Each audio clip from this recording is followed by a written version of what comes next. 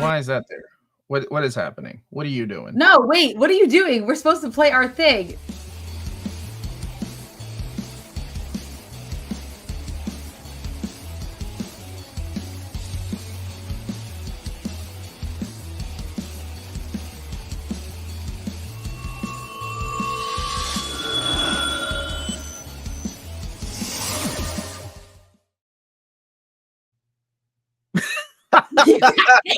Why is that up there? Next time, baby. That's right, everybody. That's because we're going to be talking about some D23 news. How is everybody doing? I'm sorry, it's not my job. I'm just so used to being in charge. Go ahead, Amanda. Good evening, all you minties. Welcome back to another episode of Reelz Talk with your host, the amazing Amanda, and my lovely co-host, the uncanny Omar, who loves to talk. What are we talking about tonight, Omar? Well, we are talking about the Umbrella Academy season 4, so it's the series finale. It's done. It's no more. Done.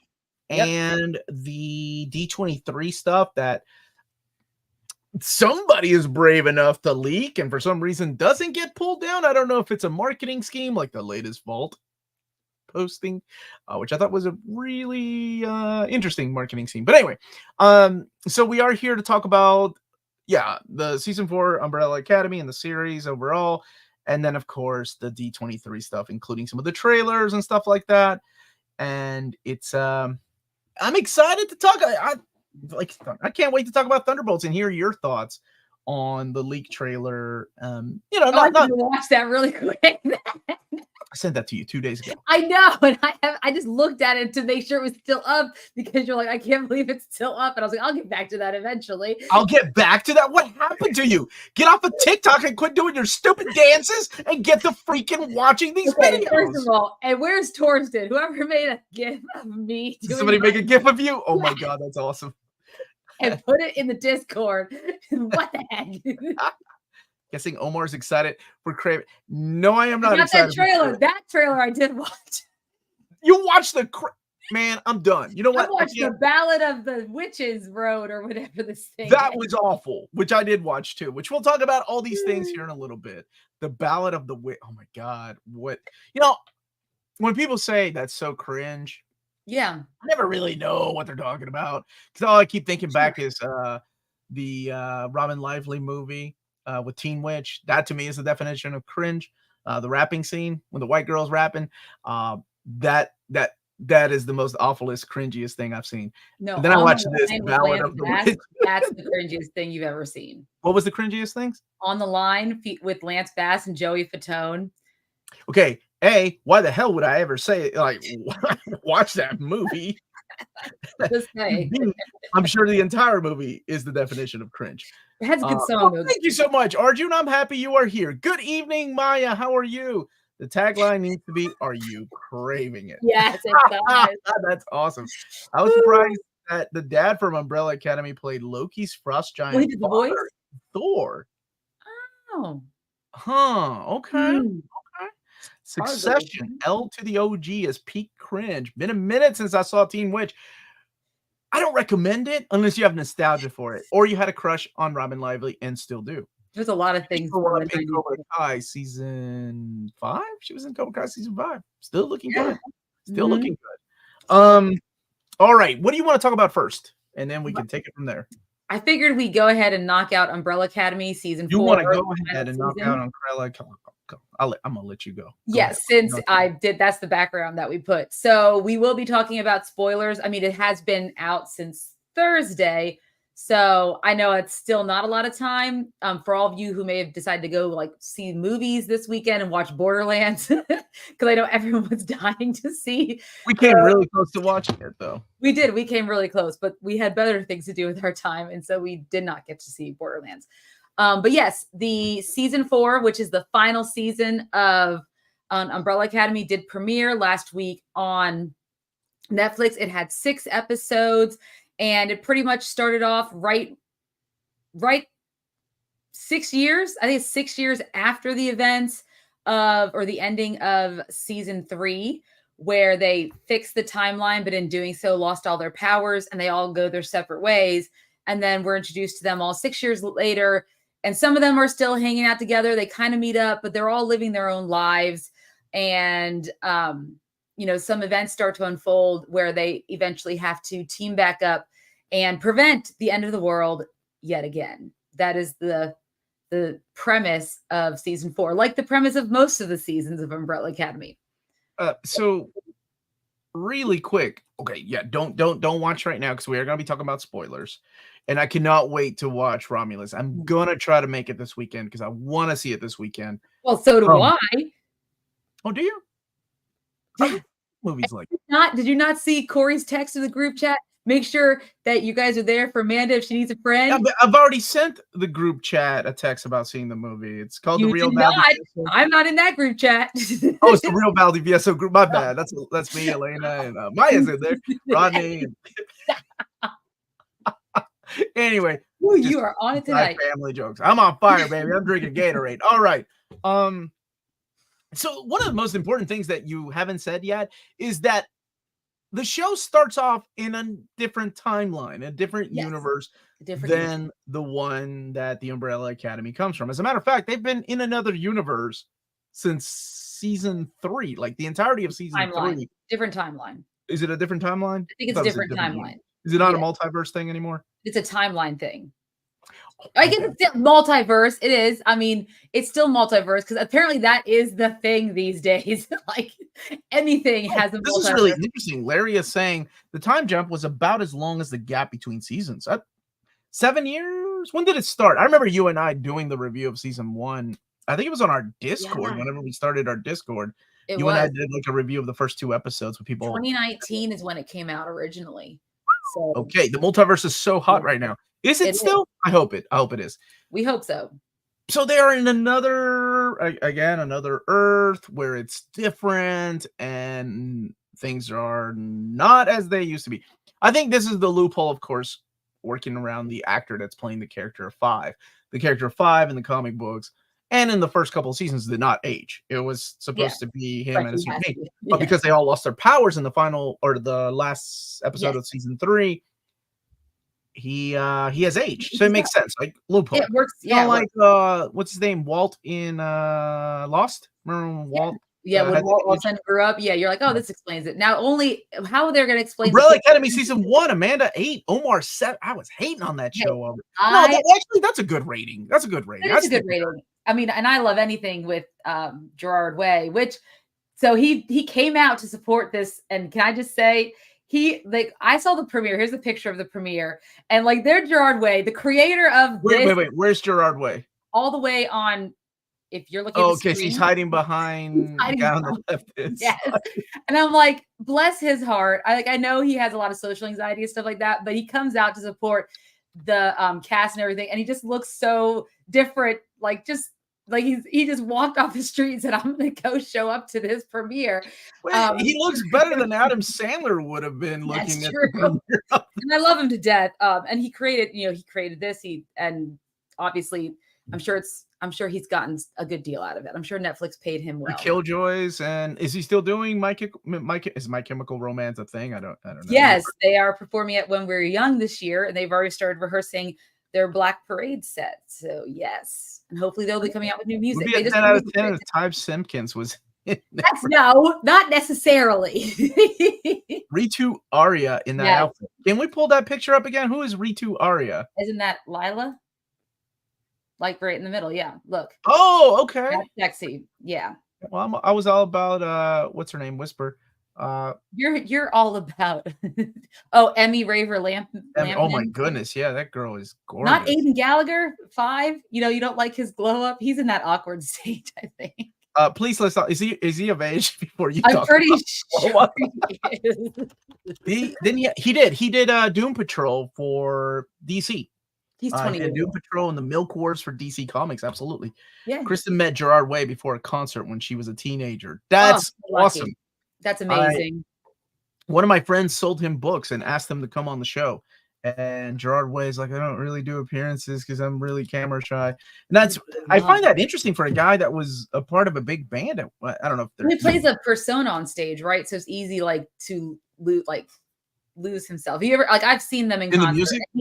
Completely even on stage, he's a little bit doesn't really want to interact with the crowd, but then when he's in his music, man, he's in it, and he is singing his damn heart out. It's amazing. He actually sold him some Omnis. One of my viewers like 5 years ago sold him Omnis and was like, oh my God, my friends would love to interview you on Near Mint Condition. And he was like, yeah, I don't really do appearances. Like, he was a nice guy like about it. I think he sold them on eBay or something. Oh, that's cool. That's really cool. That's so random that you would end up selling your Omnis to like someone like that. Well, he asked him, he's like, is this the Gerard way from My Chemical Romance and Umbrella Academy? And apparently he really shut up, Blossom, or really Omnis. Or at least that's what he told me that he sold him. You never know who's buying these things. I think Peter Tomasi also bought things from him, and I love Peter Tomasi. All right. Let's keep talking about this disjointed season because I think you really liked it. I have some strong feelings about this show, I like this season. I have feelings about the ending, and I'll talk about why. Okay. Yes, I'll give you that. Okay, go on though. Do go on. No, so basically, what kind of starts out, just to give you guys a idea or a quick recap of season 4. So you have all of them in their separate lives. 5 is working for the CIA, and he's investigating the Keepers, who are ran by the Thibodeaux, Gene and Jean, played by Nick Offerman and Megan Mullally, real life couple. And Megan. Yeah, still got F. Yes. From, and what was the name of that show? Dharma and Greg. No, what was the other one? Will and Grace, Amanda. You said Will and Fred. It's Will and Grace. Yes. Yeah. So basically, they are part of this like underground organization who are acquiring all these artifacts because they believe that parts of their lives are stolen from them, that there is the events that they remember happening in our original timeline that they were a part of, but don't exist anymore, but they remember these things, and they find these different artifacts like stuff from the Umbrella Academy. That's what emo bands do. Whoa. Thank you, Colin. I needed that. True. That's not true. Did you all see the after credits? Yes, which we will talk about. Thank you so much for the super chat, Silhouetted Animator. Netflix comics related, but not Umbrella Academy. Sandman season 2 seems to have filmed the final 2 episodes in the past 2 months. I'm predicting 3 sets of 6 episodes for part 2. Hopefully they don't rush it. I hope so too, because some of the best stories are coming in this season if they're adapting what I think they're adapting. Yeah. At least my favorite stories from Sandman. I don't know if everybody is on the same boat. I doubt it's just 12 episodes, to be honest. Maybe it was originally, but I think more got stacked onto that. I'll even take some of those animated episodes like we had in season 1 with the cat. I love that episode, that story anyway. Do go on. Okay, so he's been investigating them, and he also realizes that Lila has been pretending to be a keeper as well. Lila and Diego now have a couple of kids. Diego's like a delivery man, I think. And clearly he's missing his old life, and he's been asking 5 to get him in the CIA, but 5's like, yeah, no. And so him and Lila are married. They're living with her parents. They have this whole, relationship. And right now they're having a birthday party for one of her kids, and all of the siblings should be attending this said birthday party. You have Rumor or Whisper or whatever. Rumor, what's her name? Yes. Allison and Klaus are living together. Klaus is clean, right? Because he doesn't need his drugs anymore for his powers because of like the dealing with, dead people and stuff. So he's clean. He's living with Allison, her daughter, Claire, and he's also become like a germaphobe. So that's interesting. And so they also attend the said birthday party. And then you have Luther, who is a stripper dancing to the Bloodhound Gang, which I never thought I'd hear that song again. But yes, we did. Really? The Bloodhound? You don't think you're ever going to baby? Okay. No. But now it makes me want to go watch the video again because it was dumb. So they're all at this birthday party, and also Ben, who Ben is technically not their Ben. He's the Ben from the Sparrow Academy, right? So he's still not happy with his lot in life. And then, of course, he's been in and out of jail for robberies and things like that. And then, of course, Victor, he is up in Canada, has started a whole new life for himself, built himself a bar. Apparently, it's just going through the women in Canada like crazy and like can't keep them. And so he does not want to go to the birthday party, but then he ends up getting kidnapped by Tobias from I love that no matter what, poor Bill Cross, famous for Mr. Show, is still known as Tobias. But basically he kidnapped Victor mainly so he can ask for his help to find his daughter Jennifer. And so once all of the siblings get together, now their new mission is to find Jennifer. And they also talk about who the keepers are, and they realize that there's like this vial of the marigold. Marigold is the substance that helped create them in the first place, that Hargreaves had created way back when. And none of them want to take it because they have a chance to regain their powers. They're like, no, we don't want to. And then Ben spikes all of their sake when they're all out to eat.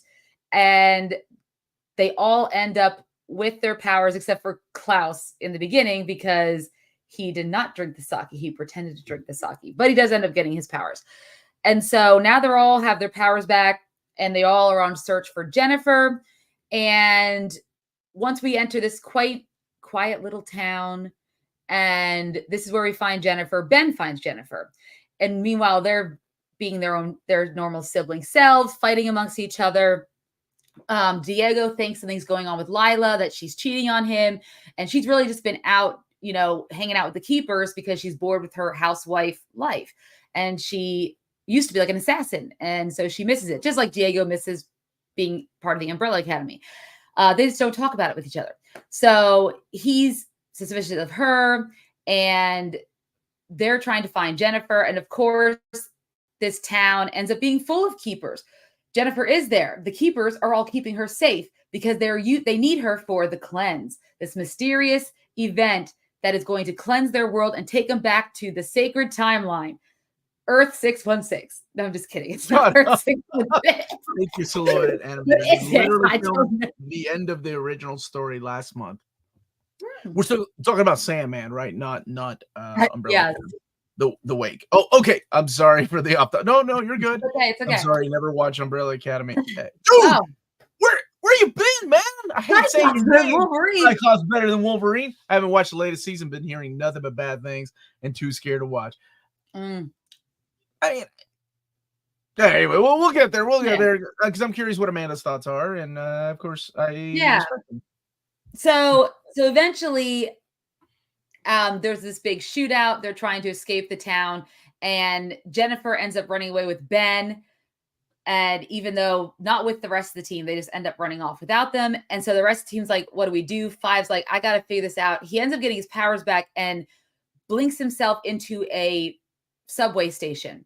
And he takes a subway, like during the middle of the fight, takes his subway. When he gets off, he walks up the stairs, and it's the same town, same day, same time, but it's all fine. Nothing's happened. His family's not there. It all seems fine. So he realizes that he's at this train station that'll take him to different timelines. So he goes back to the original timeline. That makes sense. No, I had no idea I was even out until this stream. They don't do a good job of promoting their stuff. Actually, I learned a lot about Netflix from talking to Bruce this week. I don't know if he's watching, but like a lot about how they do business, and it's really interesting. They repeat the time-honored trope that had no bad guys can hit anything with a gun. Yeah, that's true. They're bad. I mean, I guess they're just normal citizens, so maybe they're not trained to shoot their guns. But you think come back, Torsten, when you're ready. We are going to be talking about D23 as well. But. Yes, we will in a little bit. So, So then there's like the middle part of the season. They kind of all each go their own separate ways, and Lila ends up going off with Five to go to this train station to see what they can discover, like if they can get back to the original timeline. Right, that's their whole goal. So they've been riding the subway, and it ends up being for 6 years. This is the first story we'll talk about. This is what's happening with them. And thank you. Why yes, I know. I don't. Yes, James. Agreed. Why does all of a sudden exist? I don't know. That's my question. There's a lot of things that I have questions about. This is interesting. This plot was so obviously inspired by Mandela effect. Internet conspiracy theories. Kind of loved it. It's like they took Marvel's TVA, mixed it with ideas from Wacky Mandela Effect YouTube Yeah, that videos. is kind of how I can kind of see that when you put it that way. And Bruce, I have summoned you because we were talking about Netflix and how they do business. Without going into details, I will summon you again because I did like that insight that you brought. That final season was an abomination. Was an abomination. Yes. No, what was an abomination, a slap to the face, was those bastards at Netflix using the song Ahead by a Century from the now canceled and with an E for an episode of stupid Umbrella Academy. How dare you? They could have at least put the actors from Anne with an E in the freaking show, but they did not. Please put a timestamp for D23 content when the stream's over. Where's Final Shadow when you need it? We do need timestamps. We have some. What's up, the collector? How you doing, brother? Subway, the fast food. No, not that one. Okay. You go on. Yes. So eventually, in the Lila and Five storyline, they're trying to find the original timeline. They're going back and forth, and they end up getting themselves lost and not really sure how to get back to the timeline they were in where all their family is in. So it takes them about 6 years. And in the 6 years, they develop feelings for each other. And well, that makes sense, right? The guy is of age now. I guess he's of age. But I better hope so. Or there's some laws that are going to be coming down. They fall in love. Or they hook up. I think Five loves her. I'm not really quite sure how she feels about him. She cares for him, but he also does know the way back, and he's been keeping it from her because he kind of likes the life they're living. They kind of made this little life in this weird, like, middle part of time. And so eventually he has to tell her, and she's like, I want to go back. And so they end up going back, but no time has passed when they go back. So what happens to the rest of the people? So he had told Diego and Luther that they could go just because, the CIA guys were like, you got to get these guys out of here and away from our crime scenes. And so he says, well, you need to get him out of my hair so I can figure out what's going on. So the CIA his boss offers to take Luther and Diego to the office of the CIA to see what it's all about. And they end up getting one of the hottest chicks on the show from season 3. I think they just mentioned her in episode 1 of season 4. Yeah, I think so. We never see her. No, we don't. Not even. I was expecting to see so many characters at the end with them flowers. What? We saw some characters from previous seasons at the end. Yeah, but not cameos. Anyway, go ahead. We'll get to the cameos here in a second. Where's the second then? There were so many questions about where things were. Yes, exactly. People. So they're hanging out with the CIA, and of course, this is where they find out that the CIA boss is actually a keeper, and then they end up having to fight a bunch of these retired, on the way out, out to pasture CIA agents. Then you have Allison and Claire trying to find Klaus. Klaus, now that he has his powers back, decides that he needs to get high again. He needs his drugs. So he goes to his old dealer. His old dealer's like, you still owe me money. And he ends up using him as a sex toy for this woman. That kind of reminded me of Ghost, the movie with Patrick Swayze, where that could have gone. It could have. And basically this woman who keeps coming in to see her gangster dead husband, and he enters Klaus's body and they have sex. What do you say? Like an ass, like a Georgia peach, yeah. I was like, oh my gosh. And eventually he finds out the reason. She realizes that he also had buried money somewhere, and she's trying to find out where it is. Klaus gets a glimpse of it, he says, I don't know what happens to it. So he eventually tries to escape and find the money for himself because he needs the money to just get out of here. And of course, he is found not only by the wife of this dead gangster, but also by his old dealer who is keeping him hostage. And he ends up getting knocked out into a dead dog's grave and buried alive.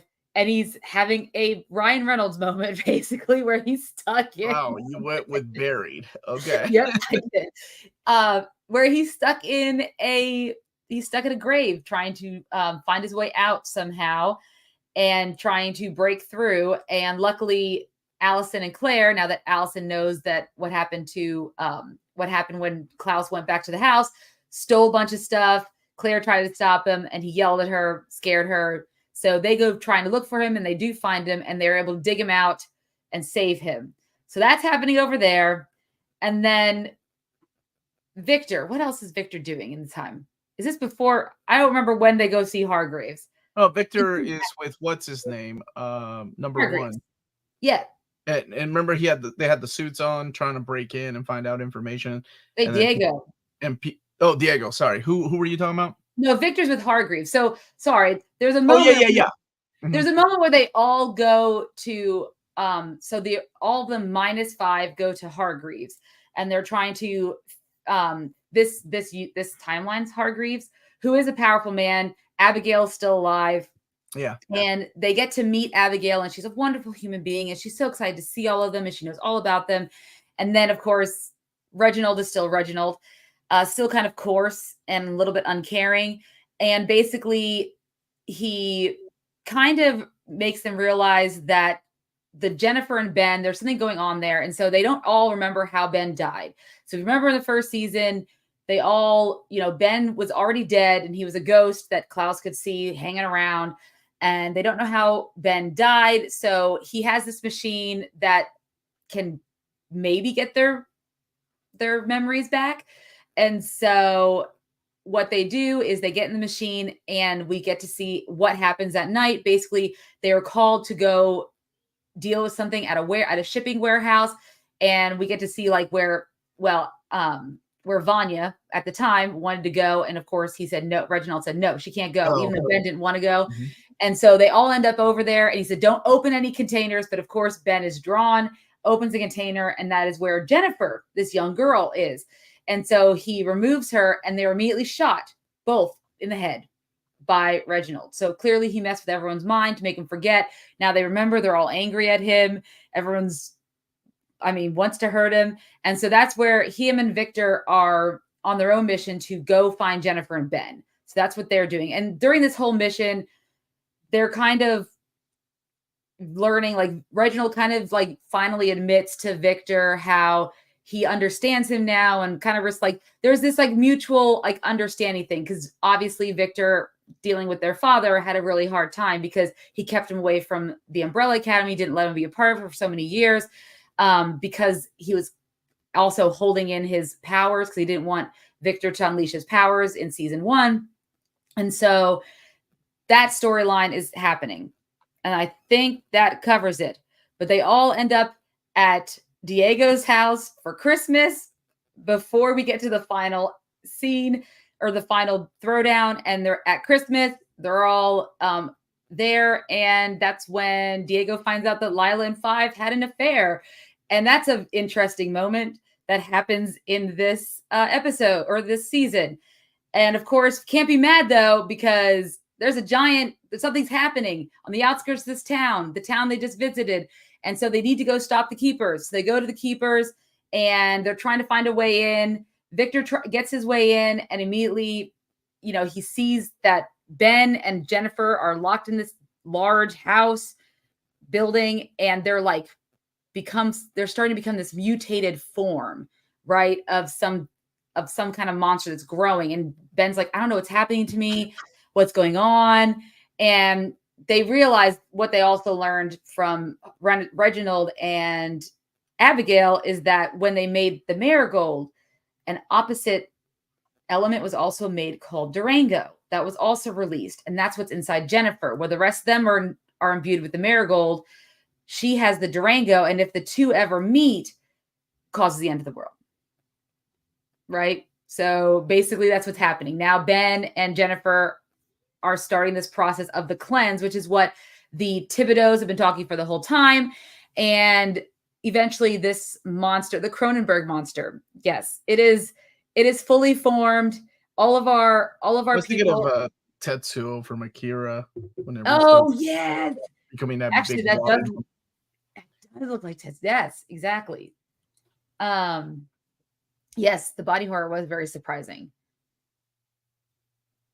Oh, there's so many questions. If Jennifer was killed and it solved the entire issue of the season 1 timeline, I don't know why season 4 timeline has the Hargreaves keep her alive and later try to kill her when she comes into contact with Ben. Why? Anyway, the plot seems like something from Resident Evil. No, I think Resident Evil is less confusing. Resident Evil is less confusing than it is. But Ghost Dog was cool, Crazy Cleosaur. I did like the Ghost Dog because the Ghost Dog's what helped Allison find Klaus, because he was able to see the ghost of the dog whose body he was trapped in. That was fun little part. So they're all in this final battle. They all are trying to use their powers against this now monster that has been created out of Jennifer and Ben, and all of them are unable to do so. It just seems like the monster's getting more powerful and more powerful. And basically because Hargreaves says, if any of you come into contact with it or with the Durango, it will cause, I thought it would just cause an explosion, but it's going to cause a monster that's going to take over the world, I guess. And so this element will just bubble up slowly and take over the timeline. Is that what's supposed to happen? Okay. So Hargreaves graphics for the timeline. I was like, oh, I guess it makes it easier to understand. Yeah, it was cool. So they're trying to figure out. So 5 ends up blinking out back to his little subway station, and he's riding the subway because he's just doesn't know what to do at this point. And he ends up stopping at a diner in the subway air stations. And there's a bunch of number 5s, and he has a conversation with himself where it comes to realize that they're the reason that there's infinite timelines where they're always trying to stop the end of the world, and they're always causing the end of the world. And they are the root cause of the end of the world. Basically, because they were created in the first place, we will always have this never-ending cycle of the world ending. So the only solution in 5's mind is that they all need to be consumed by the monster, be destroyed, and then the original timeline will go back into place. There will only be one timeline, but they will cease to exist because they weren't really supposed to exist anyways. It was the marigold that made all the women suddenly pregnant.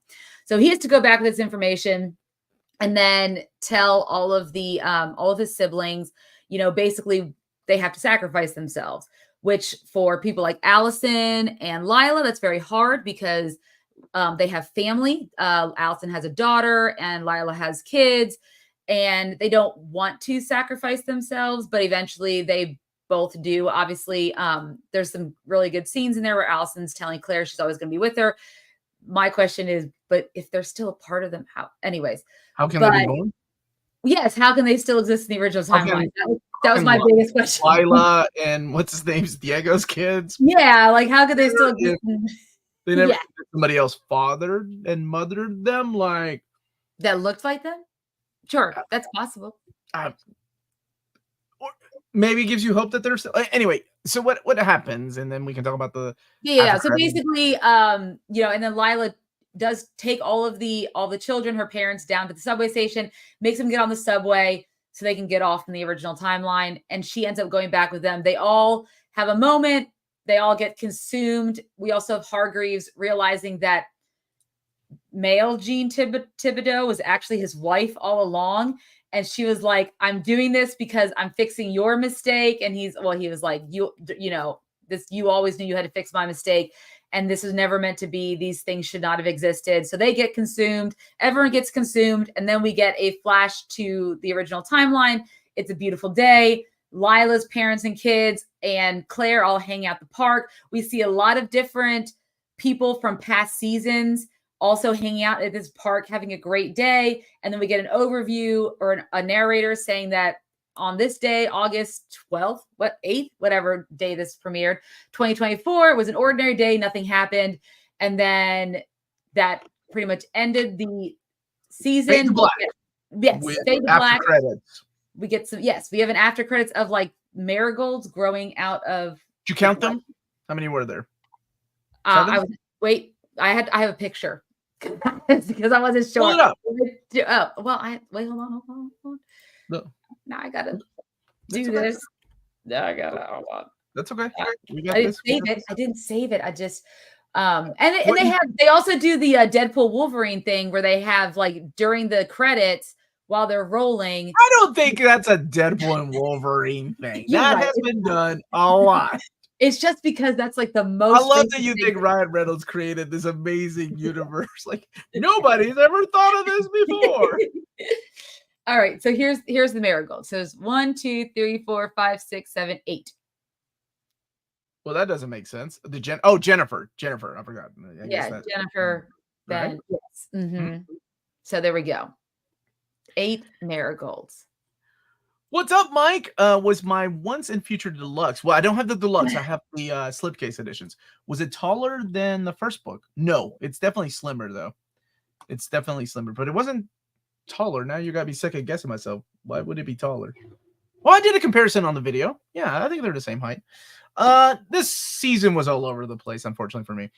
One of the biggest drawbacks to this show and the season, especially when you're condensing it to 6 episodes, is the amount of characters you have.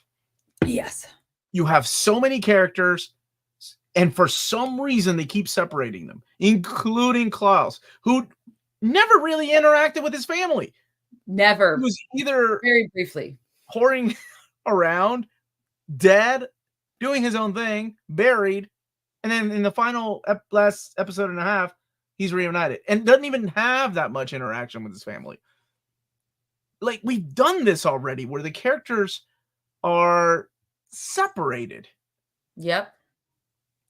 We're doing it again. We're doing the like, first of all, I was really surprised. This is how it ends. We're in a different multiverse. So now we need to fix the multiverse. And in order to do that, these characters need to cease to exist. I think there was a lot going on. And I think this is a case of, unfortunately, what happens when you run out of source material.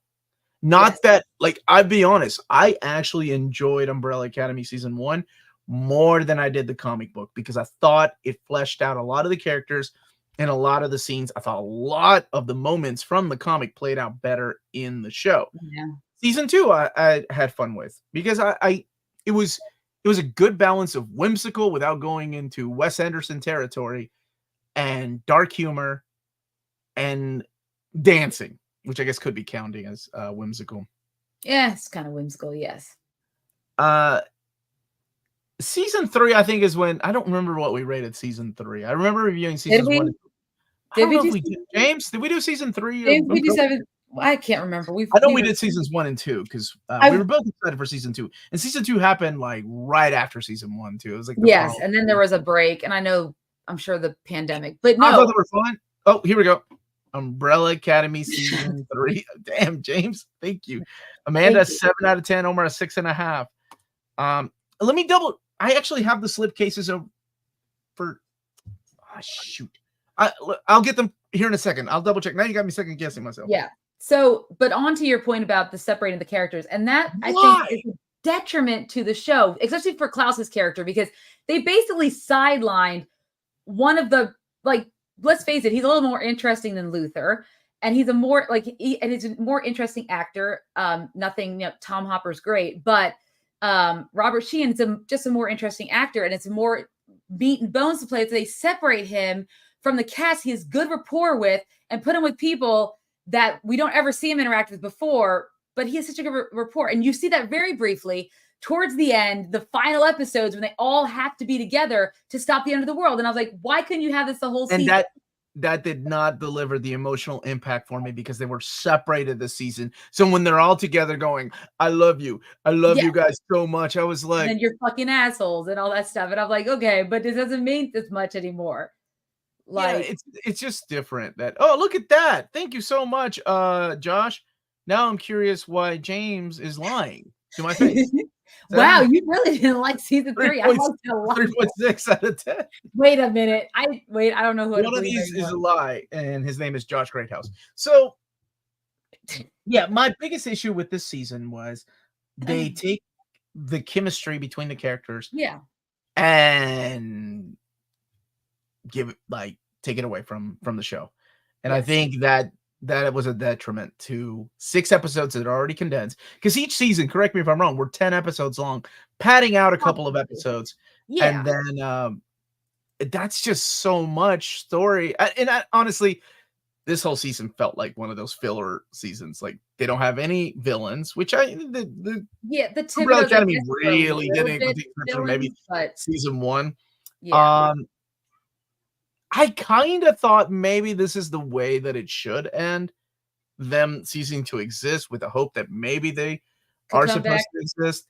Yeah. I just had my biggest issue is that the plot was just there was way too much and thinned out between these characters. Some of them felt like what is the purpose of this character here? Like, why do they have to be separated? Like the whole subway thing made no sense to me. Well, why did Lila have to be the one that ends up with 5 in the subway too? That was my biggest question. I never because you needed to bring the two characters together to show sure, that. but why? But why did we have Because why you did we needed have, to bring both characters together so they can hook up. well, why do we have to hook up? I mean, Because somewhere Gerard Way probably wrote a note going, Lila and Five hook up. I don't And think they were that- like, how are we going to make this happen? Obviously, this is a child. We need I don't know. It just because it doesn't make sense. Because even like it barely gets it. They have no time to resolve it with Diego when he finds out about the affair because we immediately have to go into the action of the ending. So I feel like yeah, I think we were robbed a lot of emotional scenes that could have been could have impacted better. Like Victor actually got something more than everyone else because at least where Victor was with Reginald. Yeah, but you still didn't utilize Victor enough, I don't think. You don't. I don't think you utilized any of these characters the way they were supposed to be used. Especially when they get their powers back. I don't remember seeing Allison really use her powers except, well, twice, right? Twice. Like, yes. Because you were like, oh, that's something new. That's cool. Yeah. Yes, but Ghost, though. The Ghost Talk was really to be fair, Gerard Way was inspired a lot by Doom Patrol, which is Grant Morrison, right? Like, so that makes sense. What should we do with Klaus? I don't know, just let him get sex right?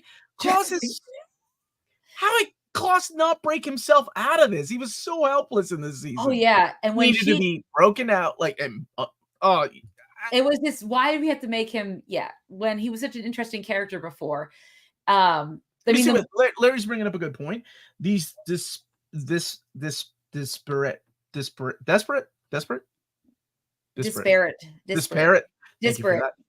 plots. I said disparate, but you correct me. Okay, anyway, plots and separations sort of make sense in a world that has a different timelines bleeding and leaking into one another. But even the characters themselves acted different in this season. I don't know if you noticed that, but I noticed they did. But I keep thinking it's because Five acted different, and so did Victor. Yes. Lila was kind of the same, especially towards the end. I just think it's because 6 years. Victor, I'm sorry, Diego. Diego's what I meant. I think it's because 6 years and now they have no powers. So I think they'll change. 6 years is a long time. People can change in 6 years, especially if something like very significant happened, like them losing their powers. And I think that would have changed a lot of them in many different ways. And that could have changed their personalities.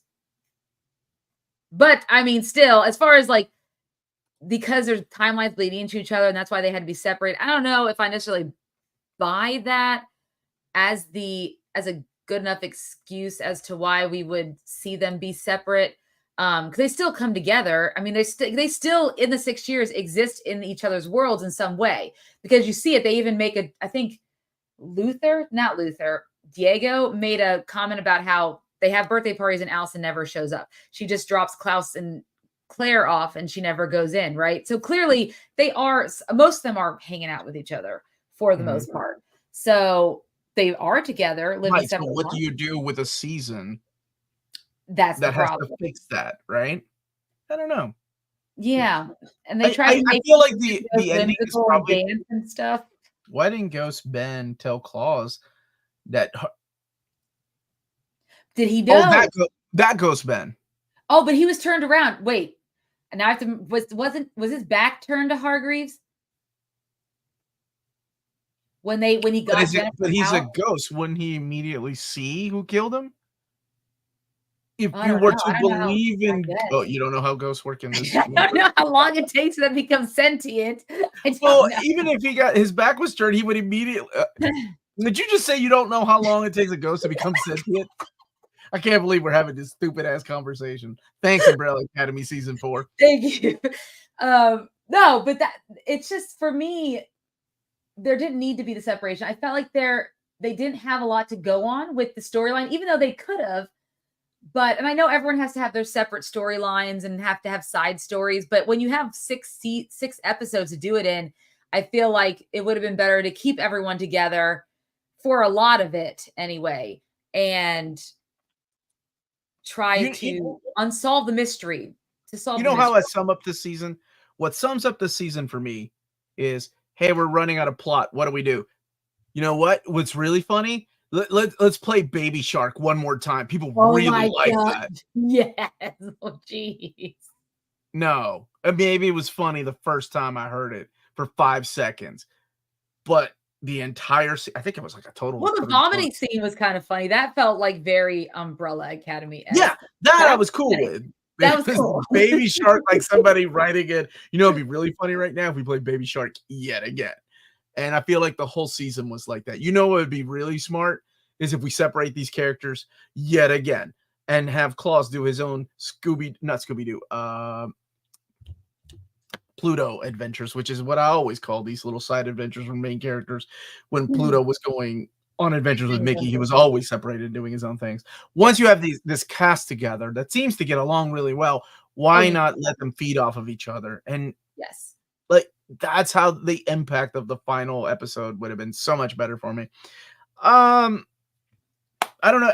I also was not. Oh my god! Why in the world are they utilizing CG for the most weirdest scenes? Like whenever what's his name,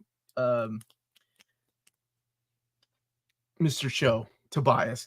Whenever he took his mask off, like why didn't they just dress the dude in the same jacket and clothing instead of superimposing his face? Yeah. Like, did it take that much money? Well, did you notice when Allison attacked the drug dealer and had him pinned up and the blood, it looked very fake. So like, I thought the blood looked like CGI. Yes, I thought there was overuse of CGI in this show, in this movie. Like practical effects out the window. But I guess that's okay. But that's always been the case, I think, with Umbrella Academy, because I remember complaining about the just overutilization of CGI in the show. Characters are fine. The actors were great. They came up and they showed up and they did what they had to do. They know these lighting. Actually pretty good. I could see everything for most of it. It's definitely not Rooms level lighting. Watching on mute since I have not watched it yet, but I got a crush on the host. Thank you. Awkward for that.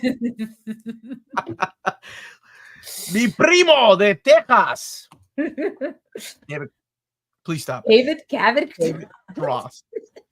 No, but they show up and do they know these characters. They've been with them for what, 5-6 years now. They know these characters. They do them well. Even if they're not given a lot to really, munch on in the season, with the exception of a few emotional scenes. I think Victor had some, Allison had a few, Klaus got to be him weird a little bit, but not like I still was wanting more. Like I found myself in the middle of this season, like, and that's only 6 episodes. So really about like episodes 3, 4, 5, by the end of episode 5, I was like, okay, now something's happening, but now we're almost at the end. I was like, okay, I'm in and out of this. I don't care about Luther and Diego's day in the life of a CIA agent. I don't care about that. Like, I know it was part of the plot eventually, but it was boring to me. I do have to say that it was emotional. At the very end, what didn't move me was surprisingly the characters saying goodbye to each other and I love you. Like that just didn't do it for me. Yeah. But I really like Lila. Like when she's talking about her kids. Oh yeah. And I really thought she was gonna take off too with her family. Me too. I thought that was a really moving speech or not even a speech, just the way she acted. Like a real mother would. Like, I'm not leaving my children. This isn't my family. I was married into this. This is your man. Ask for this. I didn't ask to be created. Yeah. Well, and Allison too. Allison was the first one. Like, and that when I said that was good. That's the stuff that got me when she had to tell Claire that she would always be with her. Like, yeah, that's what got me. And I probably because I'm a mother. No, what happens when you cease to exist? Is your daughter still going to exist? And that again, they don't know, but they still send them off. And I know they could be safe. I still am curious. Like, I would have been as a father. Would my children still be here without me? Lie to me, Five. Somebody lie to me and throw me some trace Marigold in them if she. So I would say sired them, but I mean, if sired them, that's not how that works. No, it's not. If she gave birth to them, or like, wouldn't they have? I don't know. Genetics, they're weird, but I guess they don't have Marigold in them. So there we go. Well, I guess, but Claire, she had before. I don't know. I don't understand. It's okay. I'm not going to try to understand. No, 5. And Lila, I know she came on late, right? Into the show. Was it at the ending of season 2? Or towards the end of season 2?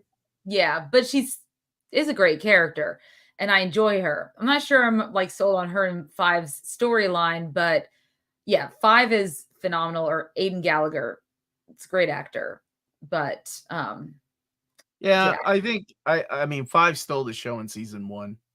And Lila coming on late was phenomenal. Yeah. Great. And what's her name? Whisper. Allison. Rumor. Yeah, Allison. I've always liked her. Yeah. Yeah, disappointing for me. It's no Game of Thrones final season. It's not that bad. There were some moments. There's some key moments, and it felt like people really. It's not as boring as season of House of Dragons season 2. And finale. Not as dull, but still, like, it almost felt like watching a fanfic, which I hate saying about this show. I don't know. It's tough. This is my least favorite season. I can tell you that. Yes, it was my least favorite season. It didn't deliver the punch that I wanted to for something that started good, I thought, and would continue to get better. And I think seasons 1 and 2 were solid. 3 was a lot of fun. Had issues with some of the things, but. Yeah, because there's no more. Because I haven't read all of the Umbrella Academy. Where Sparrow Academy? I mean, they've only done 4. Yes, or 3. No, they've only done 3 stories. 3. Yes, and so really, season 3, the Sparrow Academy was the big adaptation of. Well, no, it wasn't. It was an adaptation of the Sparrow Academy that shows up in the 3rd book. Yes. It's like a 5.5.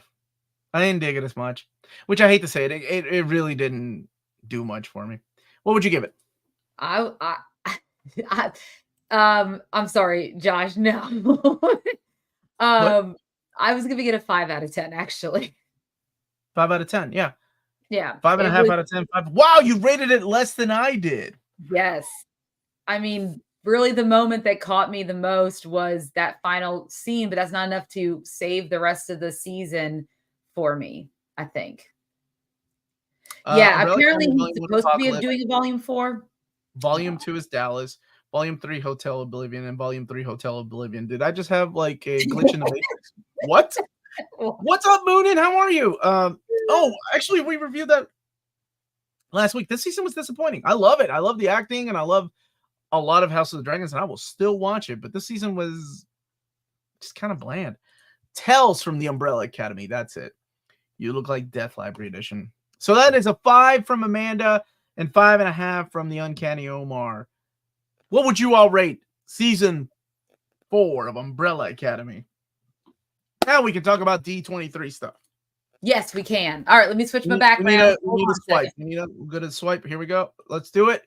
Go. All right. Changing the topic. That's going to be the graphic for changing the topic. Nope, that's not. Nope. Please don't. Please don't. Okay. God, I thought it was the other one. And if time permitting, can we please talk about the drama behind his wife's new movie, It Ends With Us? Because if time permits, I have spiraled into the drama. I don't like Colleen Hoover books. I do not like those whatever romance. All right, let me go get my Amanda. Go ahead and give me the 2-minute thing of what you're talking about and Okay, highlight basically, everybody's if you are familiar with it ends with a why. Where are you going? Okay, just a quick before we get to D23. So basically, Blake Lively had a movie come out this weekend called It Ends With Us. It was based off of a book by an author named Colleen Hoover, who writes books that Near Mint Condition, the home of Blake Lively. Go on. And so there's and this is, you know, trigger warning for anyone, but there are discussions, or the book really centers around domestic violence. But the way Blake Lively and the rest of the cast, minus the director, is right. It's okay. It's not that bad, but it's a slightly bit, just a little bit. Not bad though. Honestly, I've seen worse. Yeah. No, you can't see that. Like, I mean, honestly, when I was filming, I didn't notice. It could be because my eyes are older, you know. Mm-hmm. But it is okay. You didn't have to agree with that. It is just a slight bit. Yeah, just a slight bit. So you are right. It's subtle. It's subtle. But yes, that's the second time they've done that. Boom, with their slip cases. Go on, Amanda. No, so basically, but Blake Lively and the rest of the cast, minus the director, they're promoting it like it's like a fun rom-com. Like, get your girls, get your florals, go out. While the director has been promoting it differently, like, you know, with like, you know, talking about how it's about domestic violence and how you should, if you feel like you should reach out to people and being like very much aware. And the cast and the director have been separated. Now the director's also in the cast. He plays the abuser he like double duties, right? And so there is this like disconnect, and that's what people started noticing. And now there's all this drama that there was some stuff that went on, and all this stuff is coming out, but maybe Blake Lively's not so great. And why is she? And apparently she had Ryan Reynolds rewrite a scene, even though she's not even the one who has the rights to the book. So why can Ryan come in? It's a whole thing. But because Ryan Reynolds and all of them are involved, it's very interesting. So there we go. In case any of you guys are interested in that drama, that part of the segment rabbit hole. That part of the segment is called the Blake Lively slander. Okay, I got all my notes. We have a lot of stuff that happened. What do we want to talk about? Animation, Star Wars. We're talking about D23, baby. D23. What, I mean. What do you want to start with? Animation, like the announcement for animation, the announcement for Star Wars. We're not going to talk about the parks. No umbrella. Shut up. Yes, you did. Let's talk about the abuse of Boom did it to our shelves with uneven slipcases. I wouldn't even have noticed unless you said something. Thanks a lot, man. Amanda, I was really scared that you were wearing a Nick Fuentes shirt. Talk about a single letter changing the meaning a lot. Oh, nope. I thought she was wearing a Daisy Fuentes shirt. She's like, who's that? Start with Kraven and Sony. Oh man. Wait, hold on. I got that. Wait, I've got it. Band-Aid off. Let's talk about freaking Kraven. And I've got it. Hold on. Let me download that trailer. It's going to show. It's going to pop up. Coming out of surgery. Dude, I hope you're okay, Shobio. We are hunters. I am not going to be demonetized because of a shitty freaking trailer. You better fix that. Hold on a second. Hold on, Amanda. We got to fix this. By the way, Shobio, I hope you're okay and everything went fine with your surgery, dude. Thank you for being here. And I hope this cheers you up. The first thing I'm going to do is silence this stupid-ass trailer that Amanda's trying to get me demonetized for. Thank you. It's just, it automatically plays when you download the file. Oh, look, you put the subtitles on. Thank God for that. Did I? It looks like you did. No, I think just because he was talking a different language. That's why. Talking a different language. So it comes out in December of this year. Ooh, who's this? This is Calypso? Is she playing Calypso? I don't know. Where are all the Kraven nerds at? Larry, you're still watching? Larry would know. Damn, Omar, we could have more overviews if you wasn't making live streams about D23. Well, excuse me, I need a break from time to time reading. Bullseye was in that Daredevil trailer, but he didn't show up in costume. I don't think he did, but we are going to talk about that. It's time to talk about Omar kicking jokes out of the interview. I legit. It's probably Calypso. Do they even know? It is Calypso. That's what I was trying to say. For real? I'll be honest with you. You sent me this stupid ass trailer. I didn't watch it because I don't give a shit about this movie. Well, I didn't watch Thunderbolts yet, so I'm gonna go do that and put myself on mute. I can't believe you haven't watched Thunderbolts. And you watched this probably 30 times already. how is this movie still coming out? A killer? Well, they made it. They're not. Sony's not like WB. They're not going to just wash the film. They're gonna release it because at worst case, December 2024, Kraven the Hunter. I'm sorry, December 13th versus Sonic the Hedgehog. Which Sonic the Hedgehog is that? 3? It's got Rhino in it. No, it doesn't, Matt. I saw that. It says Alessandro. It's no Paul Giamatti. Didn't we already have a Rhino? We did have a Rhino. All right, so this guy, he hunts man, right? Because they're doing bad things to animals. Or is he 3? Thank you all so much that know about the world building that is Sonic the Hedgehog. So that's his dad, and his dad ends up getting lion blood. Does he get lion blood? Is that the origin of this Kraven the Hunter? I think so, because I remember in another trailer a lion. Yeah, so I think that is the case. This is the same guy that's played Quicksilver and the same guy that's played Kick-Ass. Yes, he's getting trained in his Russian accent. Is this his Renaissance? I don't think that's like the M. Night Shyamalan Renaissance that you speak so fondly of, which you still have to see the movie. When I went to Sonic 2 and they teased the Shadow, a theater full of kids lost their crap. It was rad as. What if this movie ends up being good? True, there's always. I remember saying that about Madam Web. I wish I could go back to did you know? Here's the difference. Like Dakota Johnson is fine, but I feel like Aaron Taylor Johnson's a slightly better actor in other things I've seen him in. If Sydney Sweeney's boobies couldn't get people to go watch Madam Web, I don't know. I mean, women do like Aaron. What's this dude's name again? Aaron Taylor Johnson. Maybe it's like Jason Momoa and Aquaman. Bruce and I actually talked about Aquaman being the number one movie. Give me a guy with curly dark hair, Russian accent, and menacing eyes. Like, yeah, you got me. Yeah, or a kidnapper, or a serial killer. Amanda, you'd be so easy to kidnap.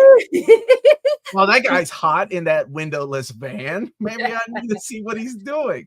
Where are the bad guys? Oh, there he is, Kraven with his. There's Rhino. Vest. Yeah, Rhino is there. He is. There he is. The man. The man, the myth, the legend. He is not a mechanical rhino. He is in fact man and rhino combined. So Kraven's a good guy in this. Kind of, until he decides to go fight Tom Holland's Spider-Man. Is Michael Keaton gonna come and recruit him? Or no, it's gonna be Dakota Johnson's Madam Web and her like. Oh my god, I hope she does. I really hope she does. Wow, that was awful. Okay, she says, Sydney Sweeney to come. Like, thank you so much for the super chat, Bruce. Sony has massive hopes for Kraven doing well. I'm sure they do. Now, they have so much massive hope for Kraven doing well that Marvel, the MCU, cannot use Kraven the Hunter nor Rhino in any of their movies. Which I hate. Or anybody that they're putting into these movies, the Sonyverse movies. Yes. Which leaves them with limited villains to choose from. But oh god. Okay. Wait, like the classic Crow? Because I go back and rewatch that, because I'll be honest with you, I wasn't a fan of the original Crow. Rest in peace, Brandon, but that movie was not the greatest. I know it holds like it's a cult, not even a cult classic. It's a classic to a lot of people. I went to the theater to go see it, riding on the hopes that it was good because I like the comic. And honestly, I was big into Stone Temple Pilots before they were huge Stone Temple Pilots. It wasn't that great. Sydney Sweeney's boobies can save cinema. I don't think so, guys. Movie is top tier burger. I mean, you had the chance to see her in Anyone But You, and no one went to go see that rom-com. And I know she was in a bikini for most of it. So it's gonna take a lot more than boobies to go and get me to see a movie. Although, what movie is this from again, Amanda? That is not a movie. That's her just flashing around talking about being 50 and how cool it is. That's what that was from. She put that on her own. I do take my dates to Mask of the Phantasm. The Crow soundtrack is incredible, right? That was about Not a fan of The Crow. Kick him out, Amanda. Whoa. I let you all have your opinions. All right, Twisted Kister. We'll remove him at the stage since he doesn't like The Crow. No, I'm just kidding. Did you like The Crow? I've never seen it.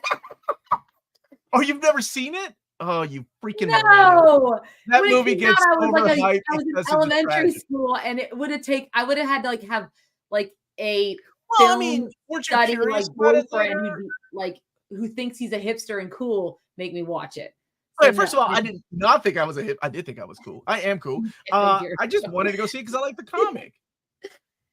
Yeah, anyway. Don't be gaslit. Sweeney is no okay.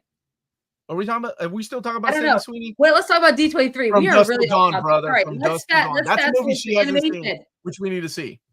All right, here are the highlights for the animation stuff. Oh wait! Did I get Bruce's super chat? Yes, I did. I got it. Okay. Yeah.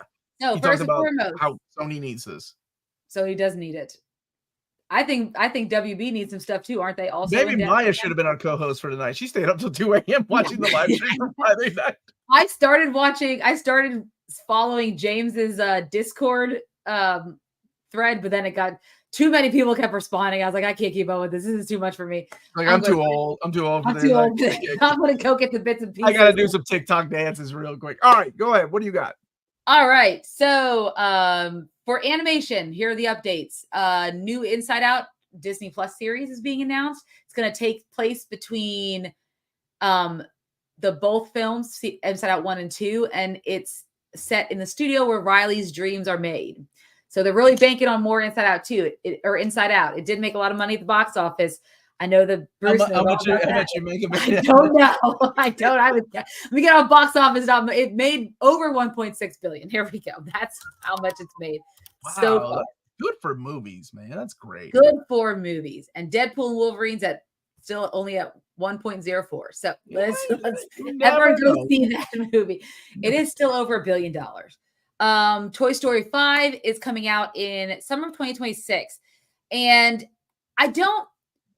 So first of all, in the shot they showed that the image, Woody's back, which I thought he was hanging out with Bo Peep. He left with all the lost toys. I thought he was hanging out there now. They've learned their lesson from Umbrella Academy season 4 that you don't split the characters up, you get them back together. Yeah, well, I don't know. So and it's instead of it and this, a lot of people are saying this is a missed opportunity of. Why can't it be about Andy's kids now having the toys or something like that? But instead, now it's toys meet tech. And it's about cell phones and an army of rogue Buzz Lightyear toys. Like, didn't we already have Buzz Lightyear toys all kind of go rogue in Toy Story 2? Are we not reusing that? Am I the only one who watched these a lot before? No, but yes, they all were and the Emperor Zurg and all the Buzz Lightyears, and he's had to fight himself. So are we retreading the same steps? I'll be honest. I didn't even finish Toy Story 4. I watched Toy Story 3, and I thought that was a good ending. I watched some of Toy Story 4. Is that the one with Spoonie? Was that dude's name? Yes, Forky. Tony Held, right? Yeah. Forky, yeah. And I couldn't even finish it. Inside Out 2 will hit 1.6 billion this week. What's it? Well, maybe Deadpool reached 1.1. Don't embarrass. Yeah, okay, whatever. Right, go on. Yeah, so I don't know. Toys meet tech. The image has Bonnie on her tablet. My kids still play with toys all the time, even though they also have tablets. So, yeah. I mean, let's face it, though. That is the generation that people are raising their kids in. Right? Go ahead. No, you go ahead. No, you're reading that. No, Maya said I went to go, which she did when I picked up my daughter. She said she was going to go see that. At 6:30, and the theater was packed. Only a handful of seats for free, and that's on a Tuesday in Frankfort, Kentucky, guys. I mean, in Kentucky, it's somewhere in Kentucky. Do you want to say anything else about your personal life? Go ahead and throw your address and social security number out. Anyways, you know what I mean.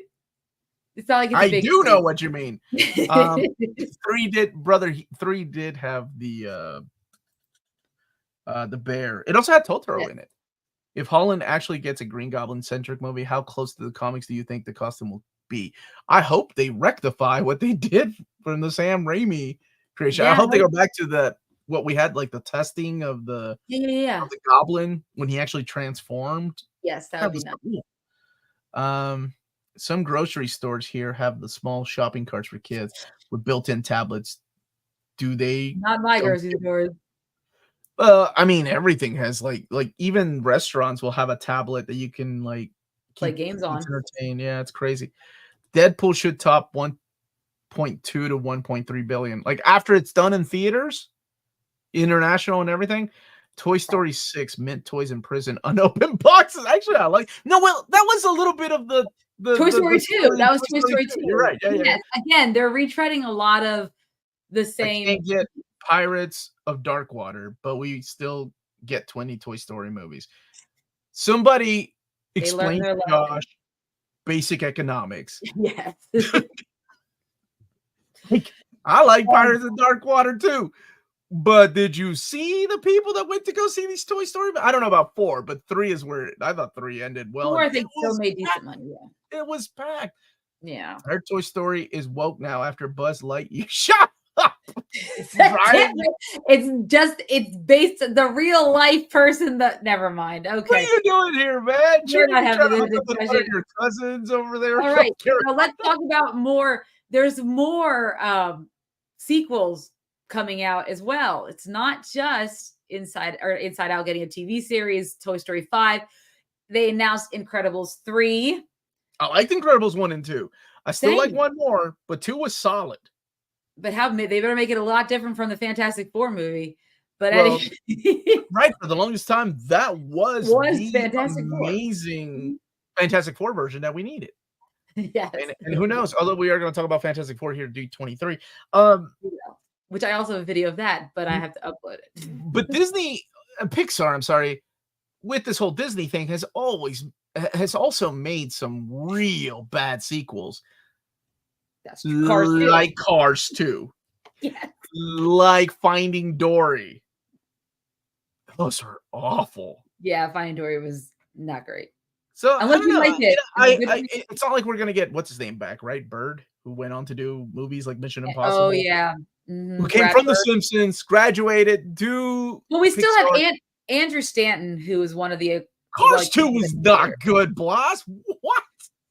They are making a Cars Land now at one of the parks. So All of Planes. I forgot that was the spin. Oh yeah. All right. So we're also getting a Zootopia 2.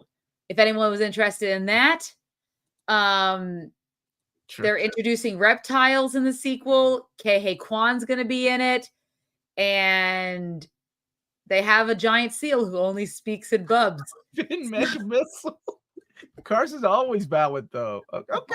I mean, if you liked it, dude, nobody went to see. By the time that Treasure Planet came out, nobody was seeing those animated movies, which sucks. And then Home on the Range just I put the nail in that coffin, man. Yes, had to watch Cars 2 over Green Lantern since it was sold out back in theaters. Bird is doing Incredibles 3. Is he? He is. Yeah, Brad Bird is doing Incredibles 3. That's how you should have started. That's amazing. Oh, sorry.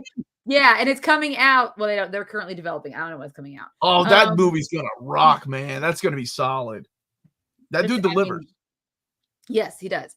We need some big wins for Pixar and Disney. We're true. So we have Zootopia 2, and then we also have Frozen 3. WB needs some big wins too. Because we didn't. Because Superman. There's another franchise that's going to make them a ton of money. That Frozen ride's always packed. Always packed. Yeah, no matter what, I think Frozen is going to be one of those franchises. I'm surprised it took this long to get a Frozen 3. But the animation leap in between Frozen 1 and 2 was insane. Like that horse. Oh gosh, I know. The water horse or whatever it was. Yeah. And they still had some great songs in it too. I don't know if the Lopez's are coming back for the music, but I'm sure they are. But that will be coming out in 2026. So that's Frozen 3. Frozen 3 is putting Arjun to sleep. Oh, sorry, Arjun. Like, I have 2 little girls that grew up with Frozen 1 and Frozen 2. That's the thing, is like, that's the generation that's seeing these movies. Those little girls are now in high school and middle school, and they have nostalgia for they will go see Frozen 3 because of that nostalgia. And it's adorable when they talk about nostalgia, like those songs that we used to listen to. If we want good movies, we need these sequels to fail. How does that make any sense, Josh? You mean like new ideas or new movie? What are we talking about here? Because new ideas, let me tell you something. I'm with the mentality that there's only what is the song? Is it 6 songs? Right? Is that correct, Amanda? There's only 6 original songs in the world that have ever existed. Stories. Everything else has been inspired or an adaptation of those songs. And it's the same thing with stories, right? Like the heroes, you've read Hero's Journey, Josh. You've written a book, so you know about this. You know that there's just a set of stories that inspire other stories. I'm still under the mentality, if you make a good adaptation, it can be great. Like my favorite Pixar movie is A Bug's Life. And that's the goddamn adaptation of the Seven Samurai. It's the exact same plot of Seven Samurai. But I still love A Bug's Life. Best Pixar movie. After Tomorrowland, they must not let Brad Bird. Oh, I forgot he did. That was a bad movie. That was a bad movie. That was the George Clooney movie. It was George Clooney. They had a ride. Oh, because it was based on a ride. Yeah. They must not let Brad Bird make any more live action movies. But Mission Impossible. Ride too. Man. Wait a minute. Nostalgia, Frozen. How do I feel so old and I'm only 19? Don't say that. Please don't say that. All right. They are coming out with 2 new things, animation wise. We'll get to live action. Someone mentioned Mufasa. Technically that's their live action segment. We'll get to that. I'm with Josh on that one, and we need those movies to fail, so they take a hint. Yes. All right. So they announced a brand new film Pixar did called Hoppers, a movie about humans hopping brains with animals. So there we go. John Hamm's playing the villain. There's a King of Beavers. Sounds like a DreamWorks movie, but okay. Yep. And then Elio, we know that we've heard about Elio, but it is coming out June 2025. Is it a robot? Elio? Is it a robot? Little robot? No, he's unique. He's a little boy who's chosen to become a leader in the cosmic world. Zoe Saldana's his aunt. Like in real life, the actor's aunt? So he's a Nepo baby? No, he's just the aunt of Elio in the film. So those are the 2 new things they talked about that are not based off of another property. Elio's a Pixar version of Call Me by Your Name.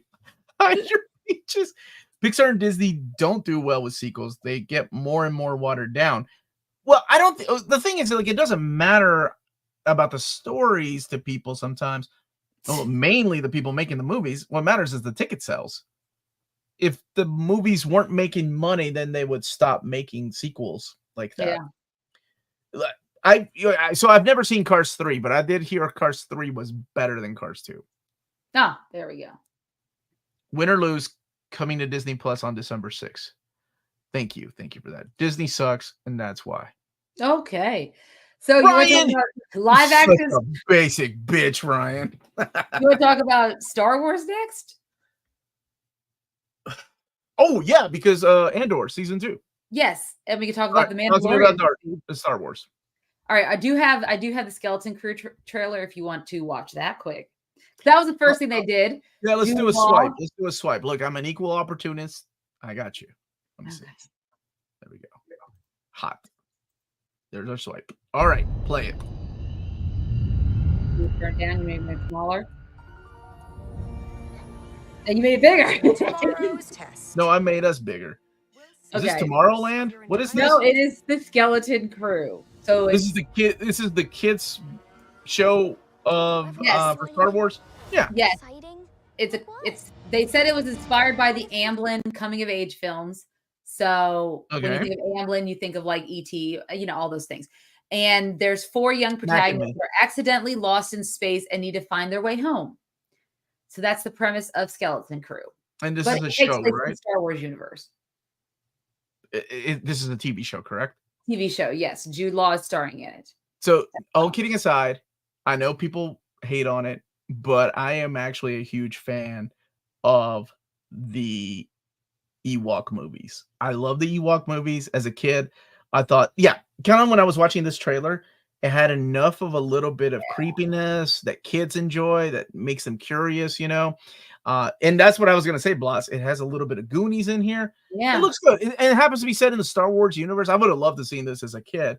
So I think it will do well, and if it's geared towards kids, absolutely. It's true. When does this in chronological order, when does this take place? Oh, that I don't know. I just was reading off my thing, but it comes out on Disney Plus in December. The Ewok movie. Did you do that on purpose? The Ewok movie? No, Shonda Sook. Don't take me out of context, you bastard. It takes place after the Return of the Jedi. There we go. Sorry. Okay, so it is after Return of the Jedi. Yeah.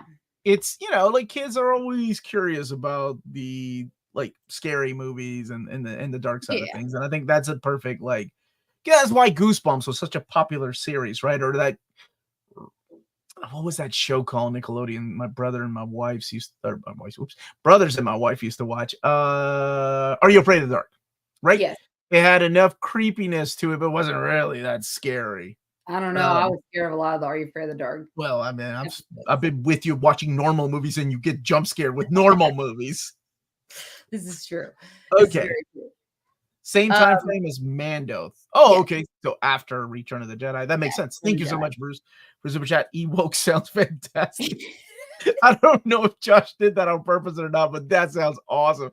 Oh my God, Omar! I thought Omar said a fan of Acolyte. I was not a fan of Acolyte, but you know what? Happy if you are. Can't spell woke without E. My God, Ryan. Oh my gosh! All right. Inside. Ryan loves the Catherine Kennedy clearly Star Wars universe, obviously. All right. They also had Diego Luna come out, talk about Andor season 2. Now they said Andor season 2 is going to take place right up into they're going to jump Rogue One. Yeah, right? I'll go with that. We knew the whole time we were getting 2 seasons, and that to me has been my favorite Star Wars show. Mando was solid when it started. Mandalorian seasons 1, season 2. I ain't finished watching season 3. Here we go. Star Wars: The Acolyte, season 1. Amanda, 5 out of 10. Omar, 4 out of 10. I like the lighting. Well, to be fair, it's Manny Jacinto. He just liked Manny Jacinto's abs when he came out of that water half naked, and she's staring at him. He just also was. That time I'm almost clever, misspelling it. It worked, man. That joke landed. That was good. You made me crack up. Andor has me legit excited. A lot of us love Andor, man.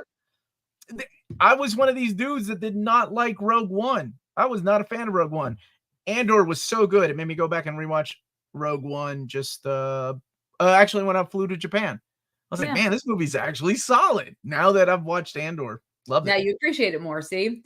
And then the final thing they talked about with Star Wars, Jon Favreau and Dave Filoni talked about they're bringing the Mandalorian and Grogu to the big screen. So we're getting a Mandalorian movie, and generally it's already begun filming. I don't know if they got Pedro on the payroll now anyway for Fantastic. Pedro doesn't even have to be there. He can just phone it in. That's true. He probably will. I'm sure he might take his helmet off a couple times. But basically they showed some footage of Mando and Grogu running from some AT-AT, whatever you AT-AT. Tell me you're not a Star Wars fan without telling me you're not a Star Wars. Not a true one. Not the classic AT-ATs. All right. What Okay, that's all that we got for Star Wars. Let's talk about Marvel. And I think we need to, this was, I think, the last thing they did, but we need to start with it because it was the most funniest thing. And that is when they didn't announce anything major or new with D23. All the big stuff came at San Diego Comic-Con. So a little bit of a switcheroo, in the years past, they usually announced the big stuff at D23 and not really because that's their big thing. But this year they kind of played it safe. I mean, they did bring a lot of the cast members to stage, showed some trailers, which we have a couple of things. And then they did do this.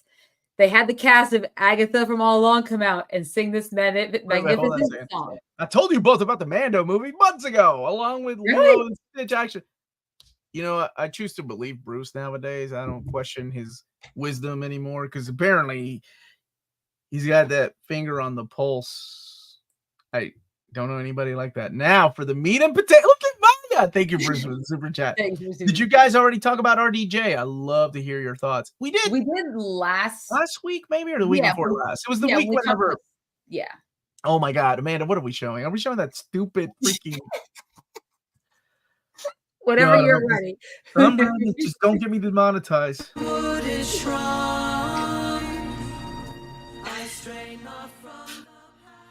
Maybe because of Aubrey Plaza screaming in the middle of this, but it shouldn't have made it funnier than here, let me just show a couple of these little zoom in clips. Like Catherine Hahn commit.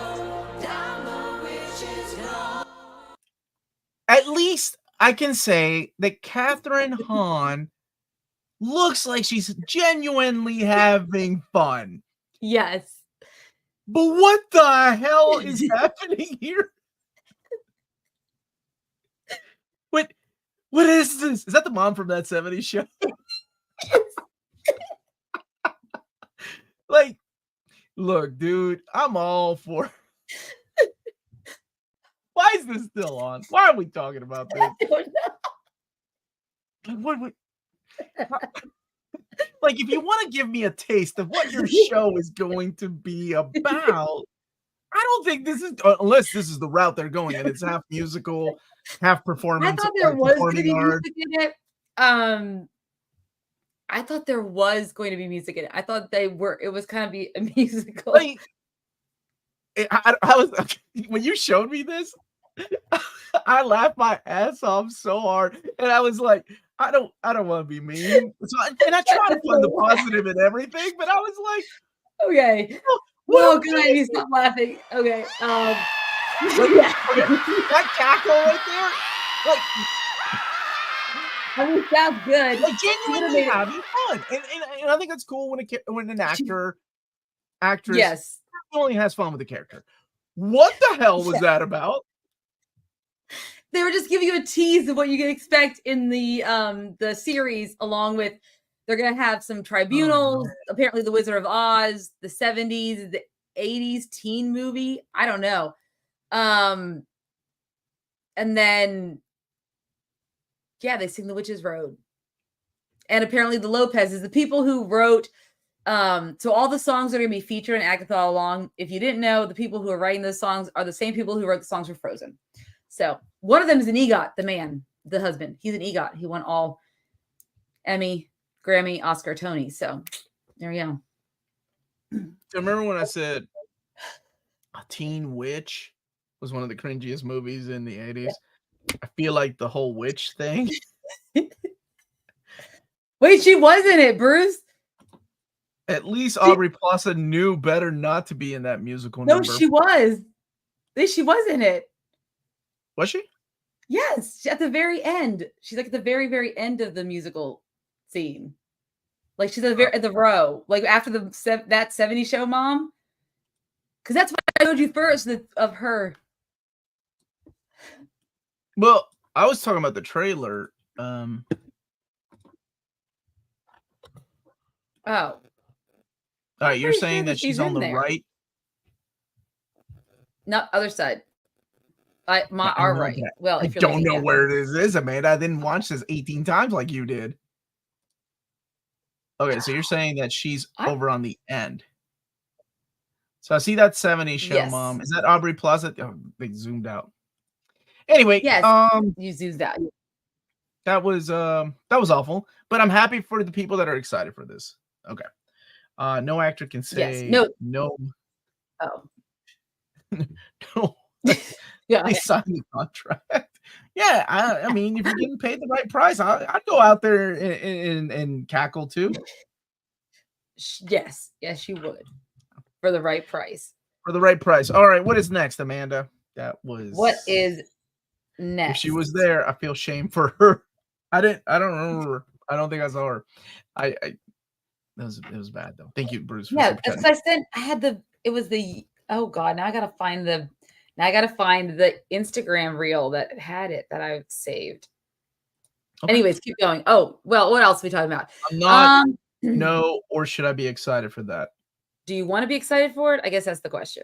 Well, maybe William likes musicals. Ironheart, Daredevil. What are we talking about? I do like musicals, though. You do like musicals. Mm-hmm.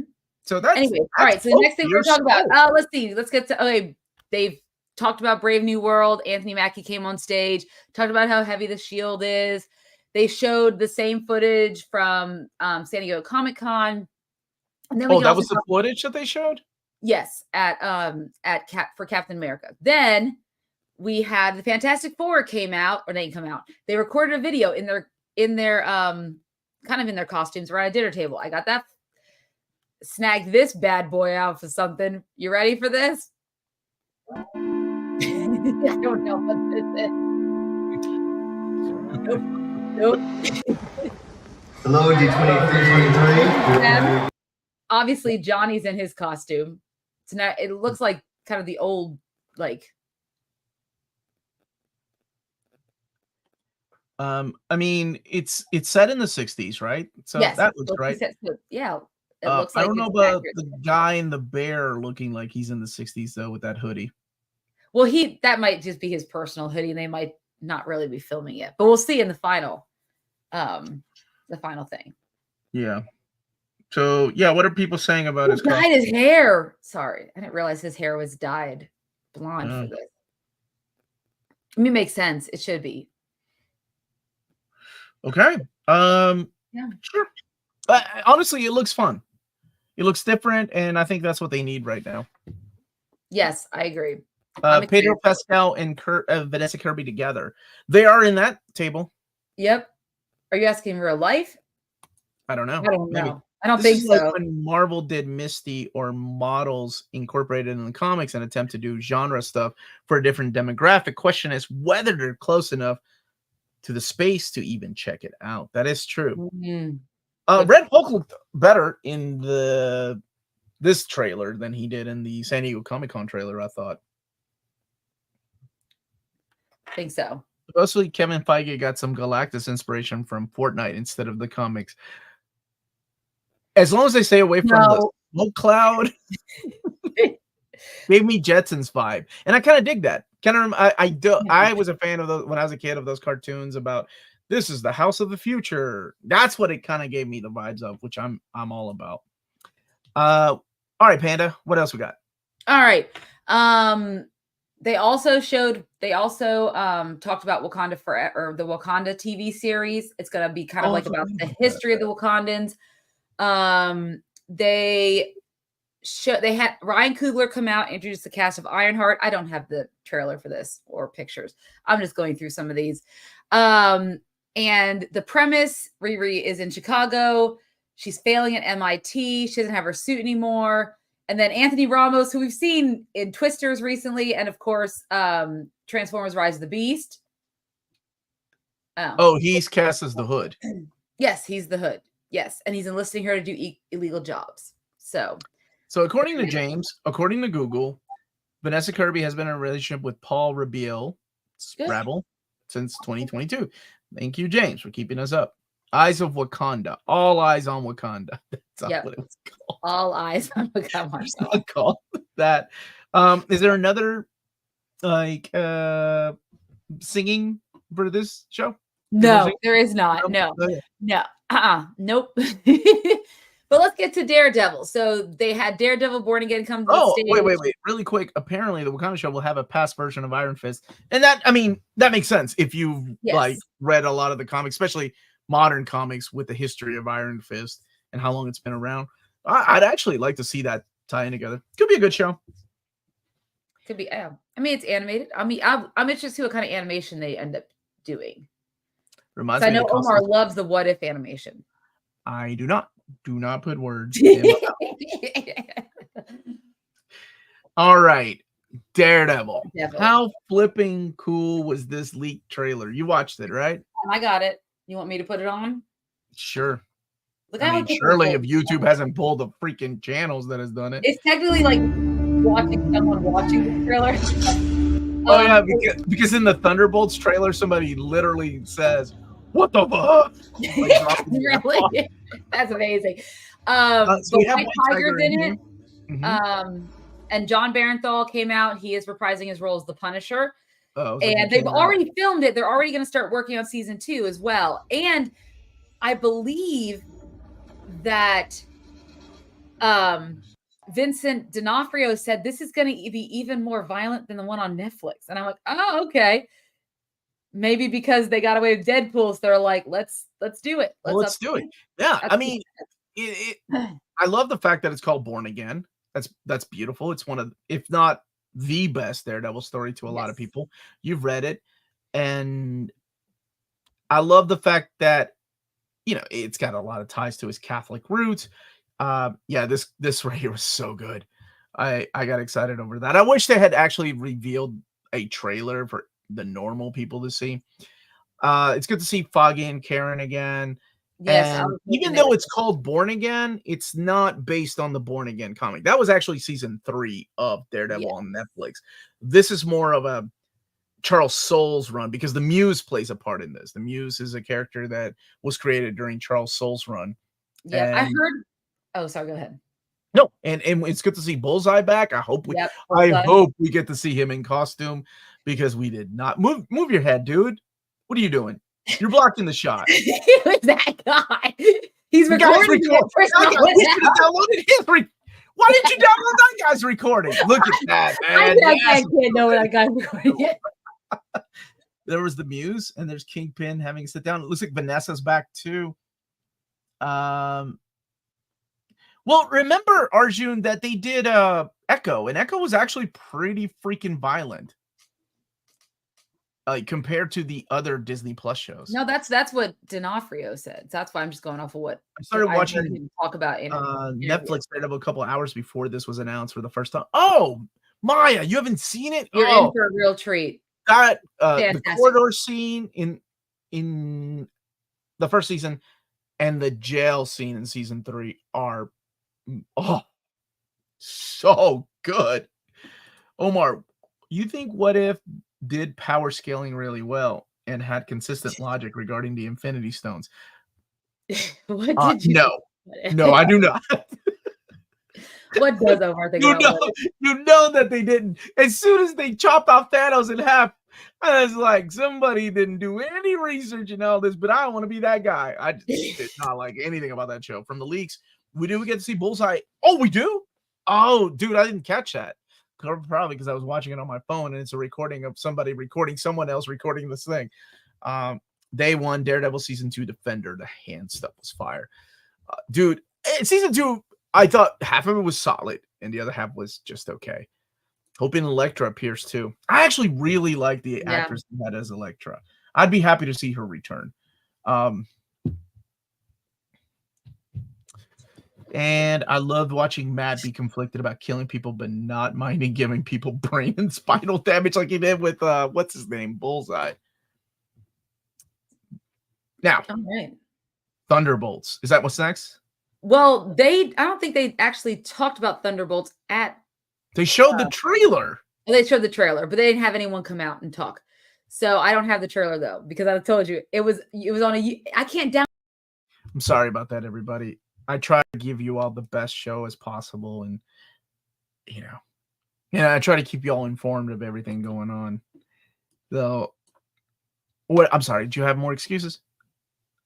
No, I don't. Oh, I bet if the Thunderbolts were singing up on stage, you would have downloaded it. I went on YouTube, so I was like, I don't know. I can't download. I don't have Premium X, nor will I ever support that. So I can't download videos off of X. Because I don't do that. So Thunderbolts, the trailer showed us the main cast. Yes. It shows us Elena, and it shows us Red Guardian. It shows us what Bucky's been up to. And it shows that somebody's hustling them. Somebody's gathered this team together to try to either take them out. We do some Valentina, and we see a man named Bob. And Bob, of course, is... Oh, but thank God we got that Agatha clip. That's what I said. I was like, I bet if they were singing up on stage, you would have downloaded the Thunderbolts. Anyway, I'm done screaming at Amanda. Sorry about that.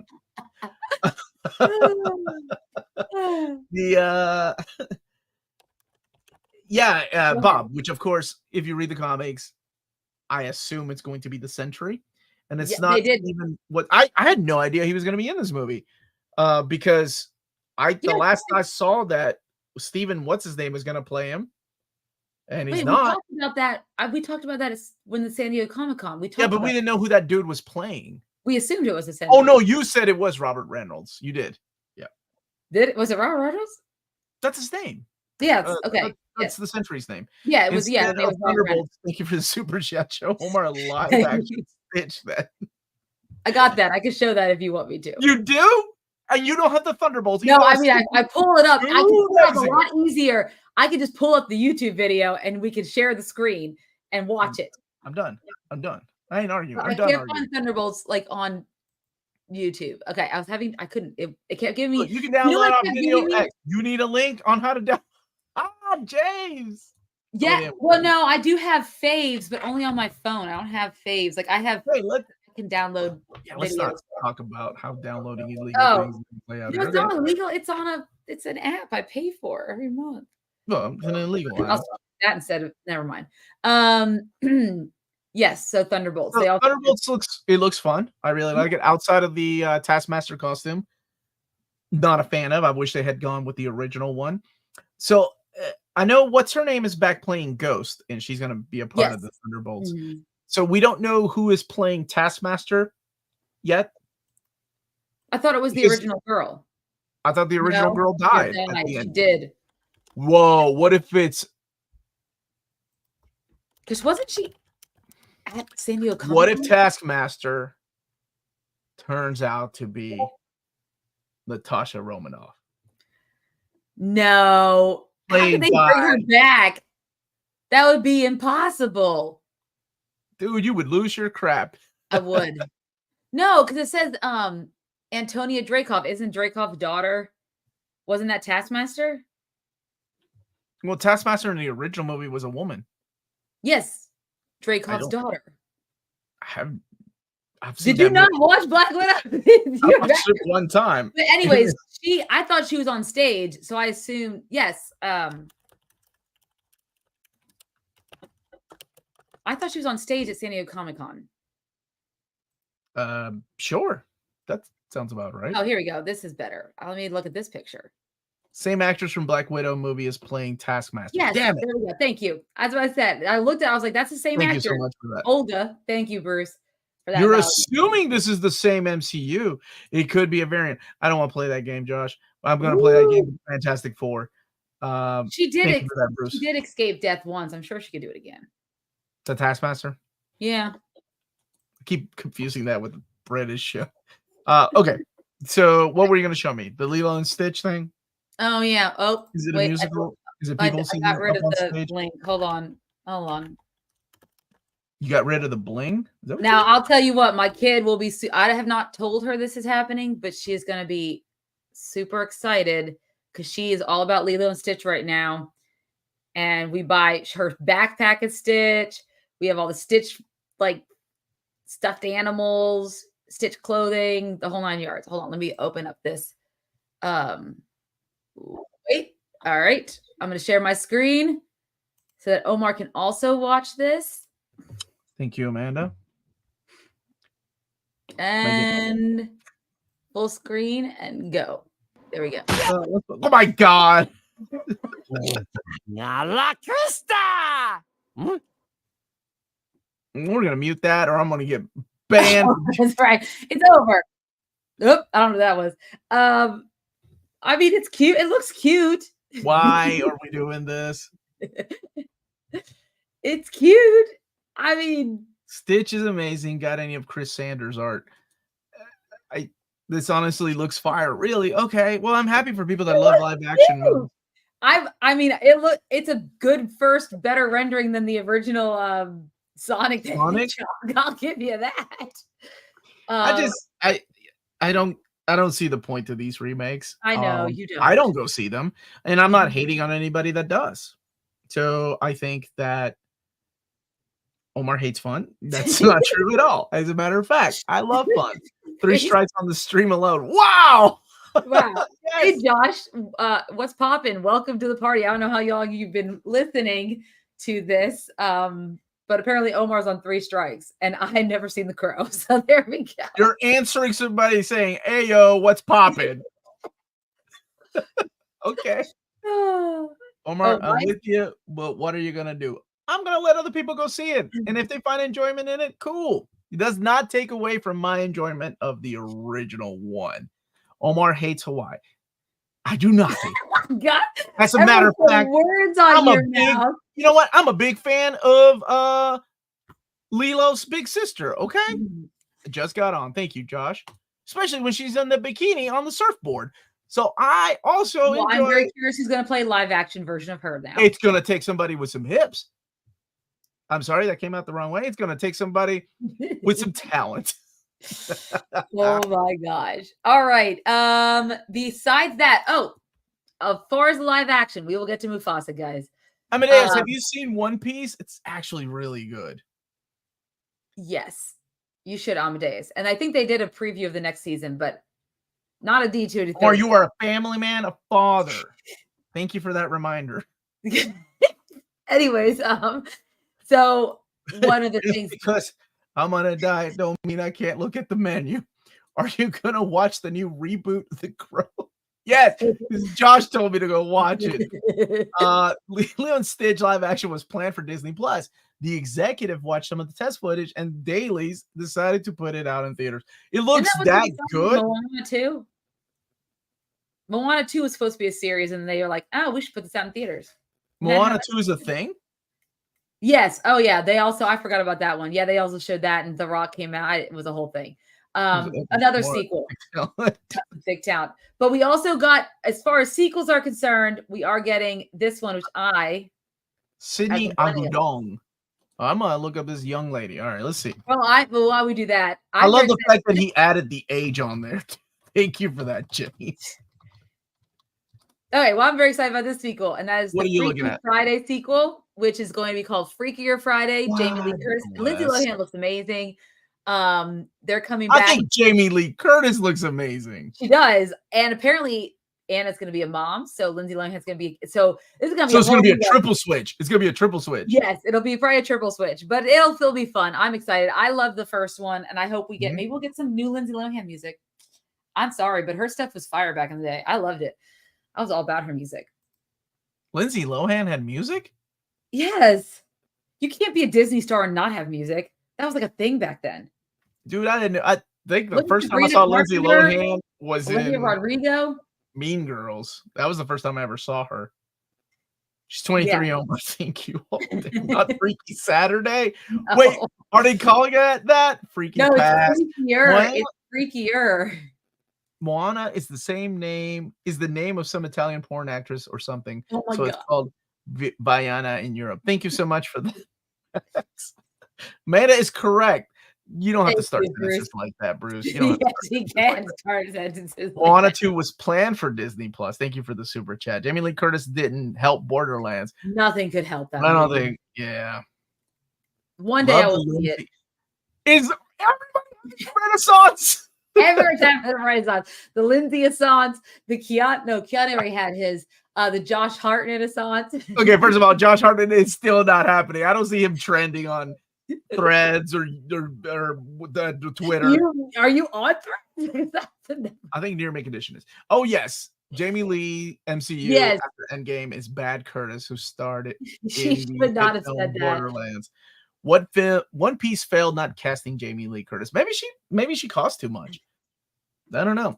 Next sequel should be freaking. Wait, Omar, did you like Dune Part 2?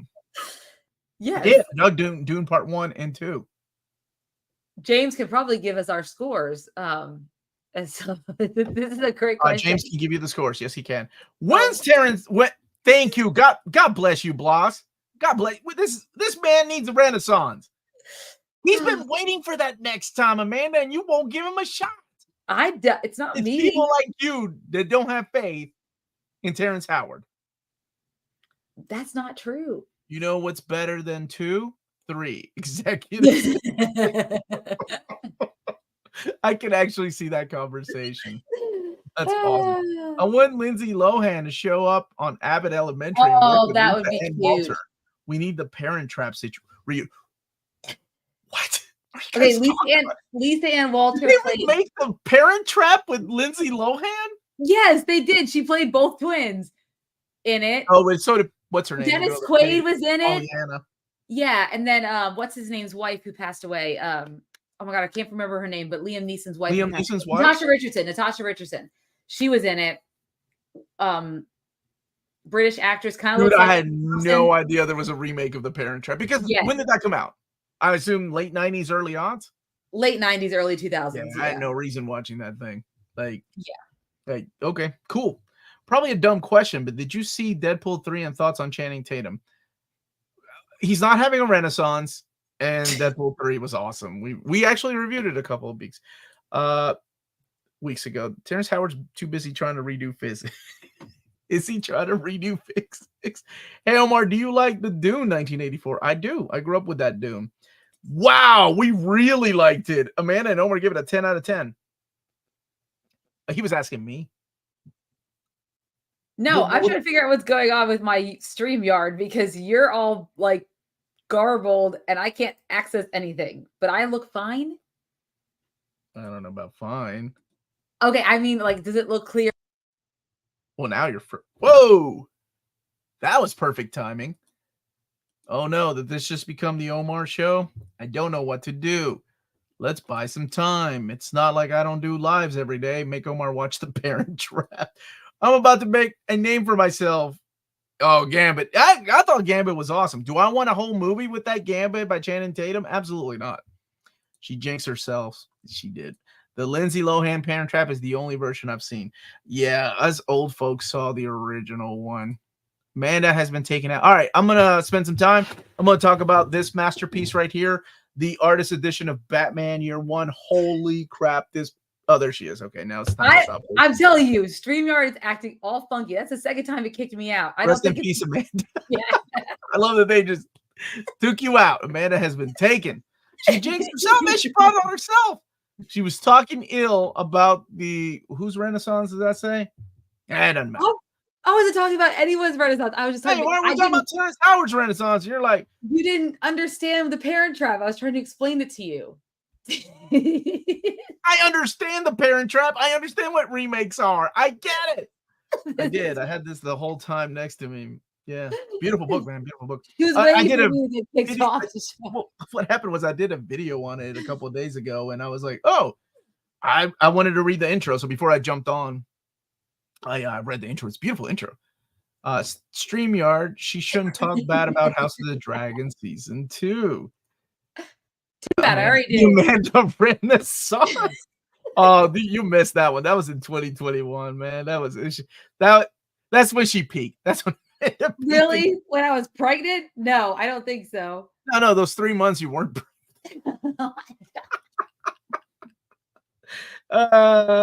just kidding. Omar, taking that out was like Spider-Ham taking out a random ass hammer. Well, I was reading the intro before we jumped on. Omar, I called dibs on that Year One. Josh, do you truly think you're gonna outlive me? That's not the way this works. Same shit. Yes, it is. No, Omar, I don't think you fully understand that feat in filmmaking. Amanda, please go on about The Parent Trap. Like she's asking, like I'm an idiot that has never seen the original. I get the plot. Well, just so you understand the context of the comment, Lisa Ann Walters, who is I don't remember her name in Abbott Elementary. She's the redheaded teacher, the funny redheaded teacher, the Italian lady. She played the girl's nanny. There's only one girl. Well, okay, but there's two. Okay, there's two in this movie. She played by one girl. Did phenomenal. She's really young, so this is definitely 90s because she was young. She wasn't even a teenager yet. There we go. So that's all you need to know. Thank you, Bruce, for the super chat. Whoa! I looked this up on Warner. Yeah, because we were talking about Bruce and I had this really good conversation about like the earnings and things and what they need to make. I looked it up. Warner Brothers Discovery, and I don't want to say what Bruce does for a living because that is between him and everybody else. Warner Brothers Discovery annual net income for 2023 was a loss of That's so much money. $3.1 billion, a 57.59 decline from 2022. Netflix annual net income profit for 2023 was $5.4 billion. That's a 20.39 increase. So when are the prices going up on Max then? I mean, I think what else Zaslav is proving not to be a great CEO. Omar, I will outspit, aka I'm getting those cone. I will out of spite, they were spitting on me. Lisa Ann was either around 34 to 35. Probably, that makes sense. Yeah. Are you planning on watching Watchmen Chapter 1 and reviewing it? We can, because I don't know if we have plans for next week. Best movie of all time is The Princess Bride. That's one of my favorites. I love Princess Bride. Yeah. Unless we watch Aliens, then we probably do one. I need to go. Yeah, we're seeing Alien this weekend. Zaslav got canned. I thought Bruce sent you bad things for a living. He did. We have so many copies of Madam Web. I can't wait. So many copies of Madam Web. Amanda's ending up with half of them. Did you watch Watchmen? I haven't seen what's Watchmen streaming on. They just did in July. Are we talking about like the movie Watchmen or the HBO? It's an adaptation of the comic book. It just came out. Chapter 1 just came out, and I don't know what it's on. Is it on Max or Prime? Since Max isn't doing any more freaking like DC things, right? They're moving them over. Yeah, Lisa Ann Walter, not Lisa Ann. James and Walter. Like the Crisis trilogy, I'll wait for chapter 2 to comes out. When are you gonna review Cinema's greatest trilogy, the Beverly Hills? I actually need to watch Beverly Hills Cop 4. Oh, Watchmen is video on demand only. All right, James, you know what to do. I think it's animated. It's on 7 Seas. Thank you for that, Craig Dickless. Animated. Chapter 1's video on demand. Prime. Okay, cool. Sweet. All right. Go ahead. No, you go ahead. No, I mean, we can end there. No one wants to talk about Snow White, so we're fine. Do we not? We're done? I don't really want. I mean, I don't know. You know how I feel about remakes. Live action remakes, so we know we don't need. And the controversy around Zegler is still there. So I don't know if you've heard, but it's animated. Thank you. I don't know. I don't think it's a motion comic, William. I think it's a real animated. All right, we're not going to talk about Mufasa. What? Yes. Oh, did I bring up? You just dropped the F-bomb on Cranked Ankylosaurus? No, I didn't. This is fine. Is that the F-bomb? All right. Yes. Mufasa. They confirmed Lin-Manuel Miranda is going to be doing the songs. Interesting. They have showed a clip between Mufasa and Scar, who goes by Taka in the film before he becomes Scar. They sing about brotherhood and they race. His name wasn't like his birth name was not Scar. No. I thought it was they're building a mythos. All right, go ahead. They're building a mythos. Anyway, so that they showed a new trailer. We could show it, but again, Omar doesn't like live action Disney movies, so there's not the only one. If you go back, the only live action Disney movie we reviewed on this channel was in 2018, and it was Amanda reviewing Aladdin. Yep, that was it. Oh, we should briefly mention Tron. Jeff Bridges is is he back? Yes, we have Greta Lee, Evan Peters, Jared Leto, which okay, whatever. Fine. Ugh.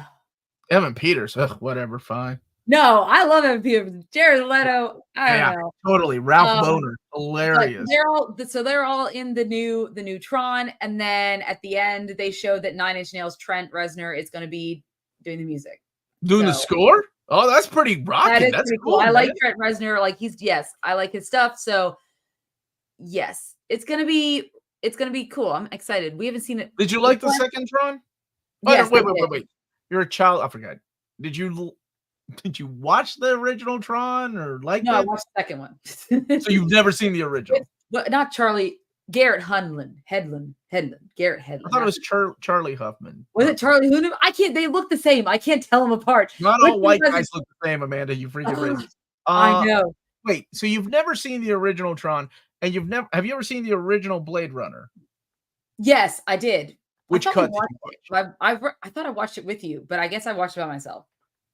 Oh yeah. Watching movies with me the original is just like watching movies by yourself. Sure I watched Blade Runner for this show. But I watched the original, and I've seen 2049. Did we review Blade Runner on this show? I really thought I watched it to. You have another damn show with another Latino somewhere I don't know about? No, I don't have anyone. You are it. I'm the only Latino. Tron Ares is what it's called. Tron, instead of Tron Legacy was the one I've seen. Tron Legacy is the new one, yeah. It was Garrett Hedlund. I was right. See, it wasn't Charlie Hunnam. Why are you yelling at me? I don't know any of these dudes. I've only seen Tron Legacy once. But I still haven't rode the Tron cycles at Disney World either. I can never get on. You know what? Spoilers, they're not real. They're not? They're not real. No, they're not real. You're not thinking. Why am I answering that question? Bruce from Legacy was just announced for 4K. Should look great. I actually dug Legacy. I've only seen it one time. 2049. 2049 is actually a freaking amazing movie. It's a great sequel to not Tron, I'm sorry. Blade Runner. I loved it. My dad loved the OG Tron, but hated how it aged. I think even cleaning it up, it just didn't look that great. Do you all remember Automan? Anybody that old? Automan? Blade Runner. 7.5 from Omar. I told you. No, 7.5 from Amanda. Omar 40. I don't believe Josh. Where's James? James can't find it. I really thought we did review it. I don't think we did. I don't think you have to watch it for the show. The original Blade Runner, not the original cut, is the answer. And that is the correct answer. Tron Legacy is a very good Daft Punk music video. I'm okay with that. Can we have a full podcast episode for possible directors after Dennis? Oh, Denis Villa. I can't remember. For Children of Dune. I remember the horror that is Turbo Teen. I guess I just watched it. I don't see a Blade Runner review. Thank you, James. Amanda's living in a multiverse where she reviews movies with another Omar and watched the movie with me, even though I was not there. I guess I just watched it for funsies. Nobody goes back and watches Blade Runner. Like there had to be, like, you have to write a research paper. 2049, I like more than the original. I'll give you that. It was really good. Villeneuve, is that how you say it? Anything else we got to talk about tonight? I feel like we covered a lot, Amanda. What are yours? No, this is it. That's all. That's it. Yeah, that's all we got. Yes, I'm sorry I had to laugh through the whole Witches Road song. I apologize. That's gonna be your new ringtone when you call me. No, why do you want to hear that? Oh, so you know, doing the cackle. All right, so we'll be on next week, maybe with an Alien Romulus review, maybe Watchmen. Amanda got Luis, you racist Guzman confused. Who did you get Luis Guzman confused with? Oh, what's his name? James Earl. Was it James? Not James Earl Jones. The other comedian. That was in Blue Beetle. Oh, George Lopez, you racist.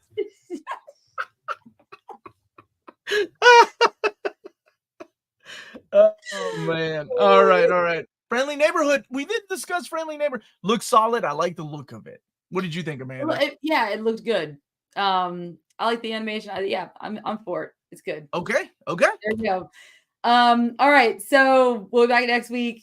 Thank you guys so much for watching. Don't forget to hit that like and subscribe button. Remember to follow us on all of our social media channels at nearmintcon. Remember to check us out on Spreadshop for some great Near Mint Edition merchandise. And also check us out on Patreon for $1 a month or more. You can support us here in what we do. And last but not least, if it's classy and cool, it must be Near Mint. Good journey till all are one. And if you feel it, God damn it. take it. Get that out of there. We need a palate cleanser. There we go. End this stupid stream. Woo! That's how you end the show. Did you end it? No, I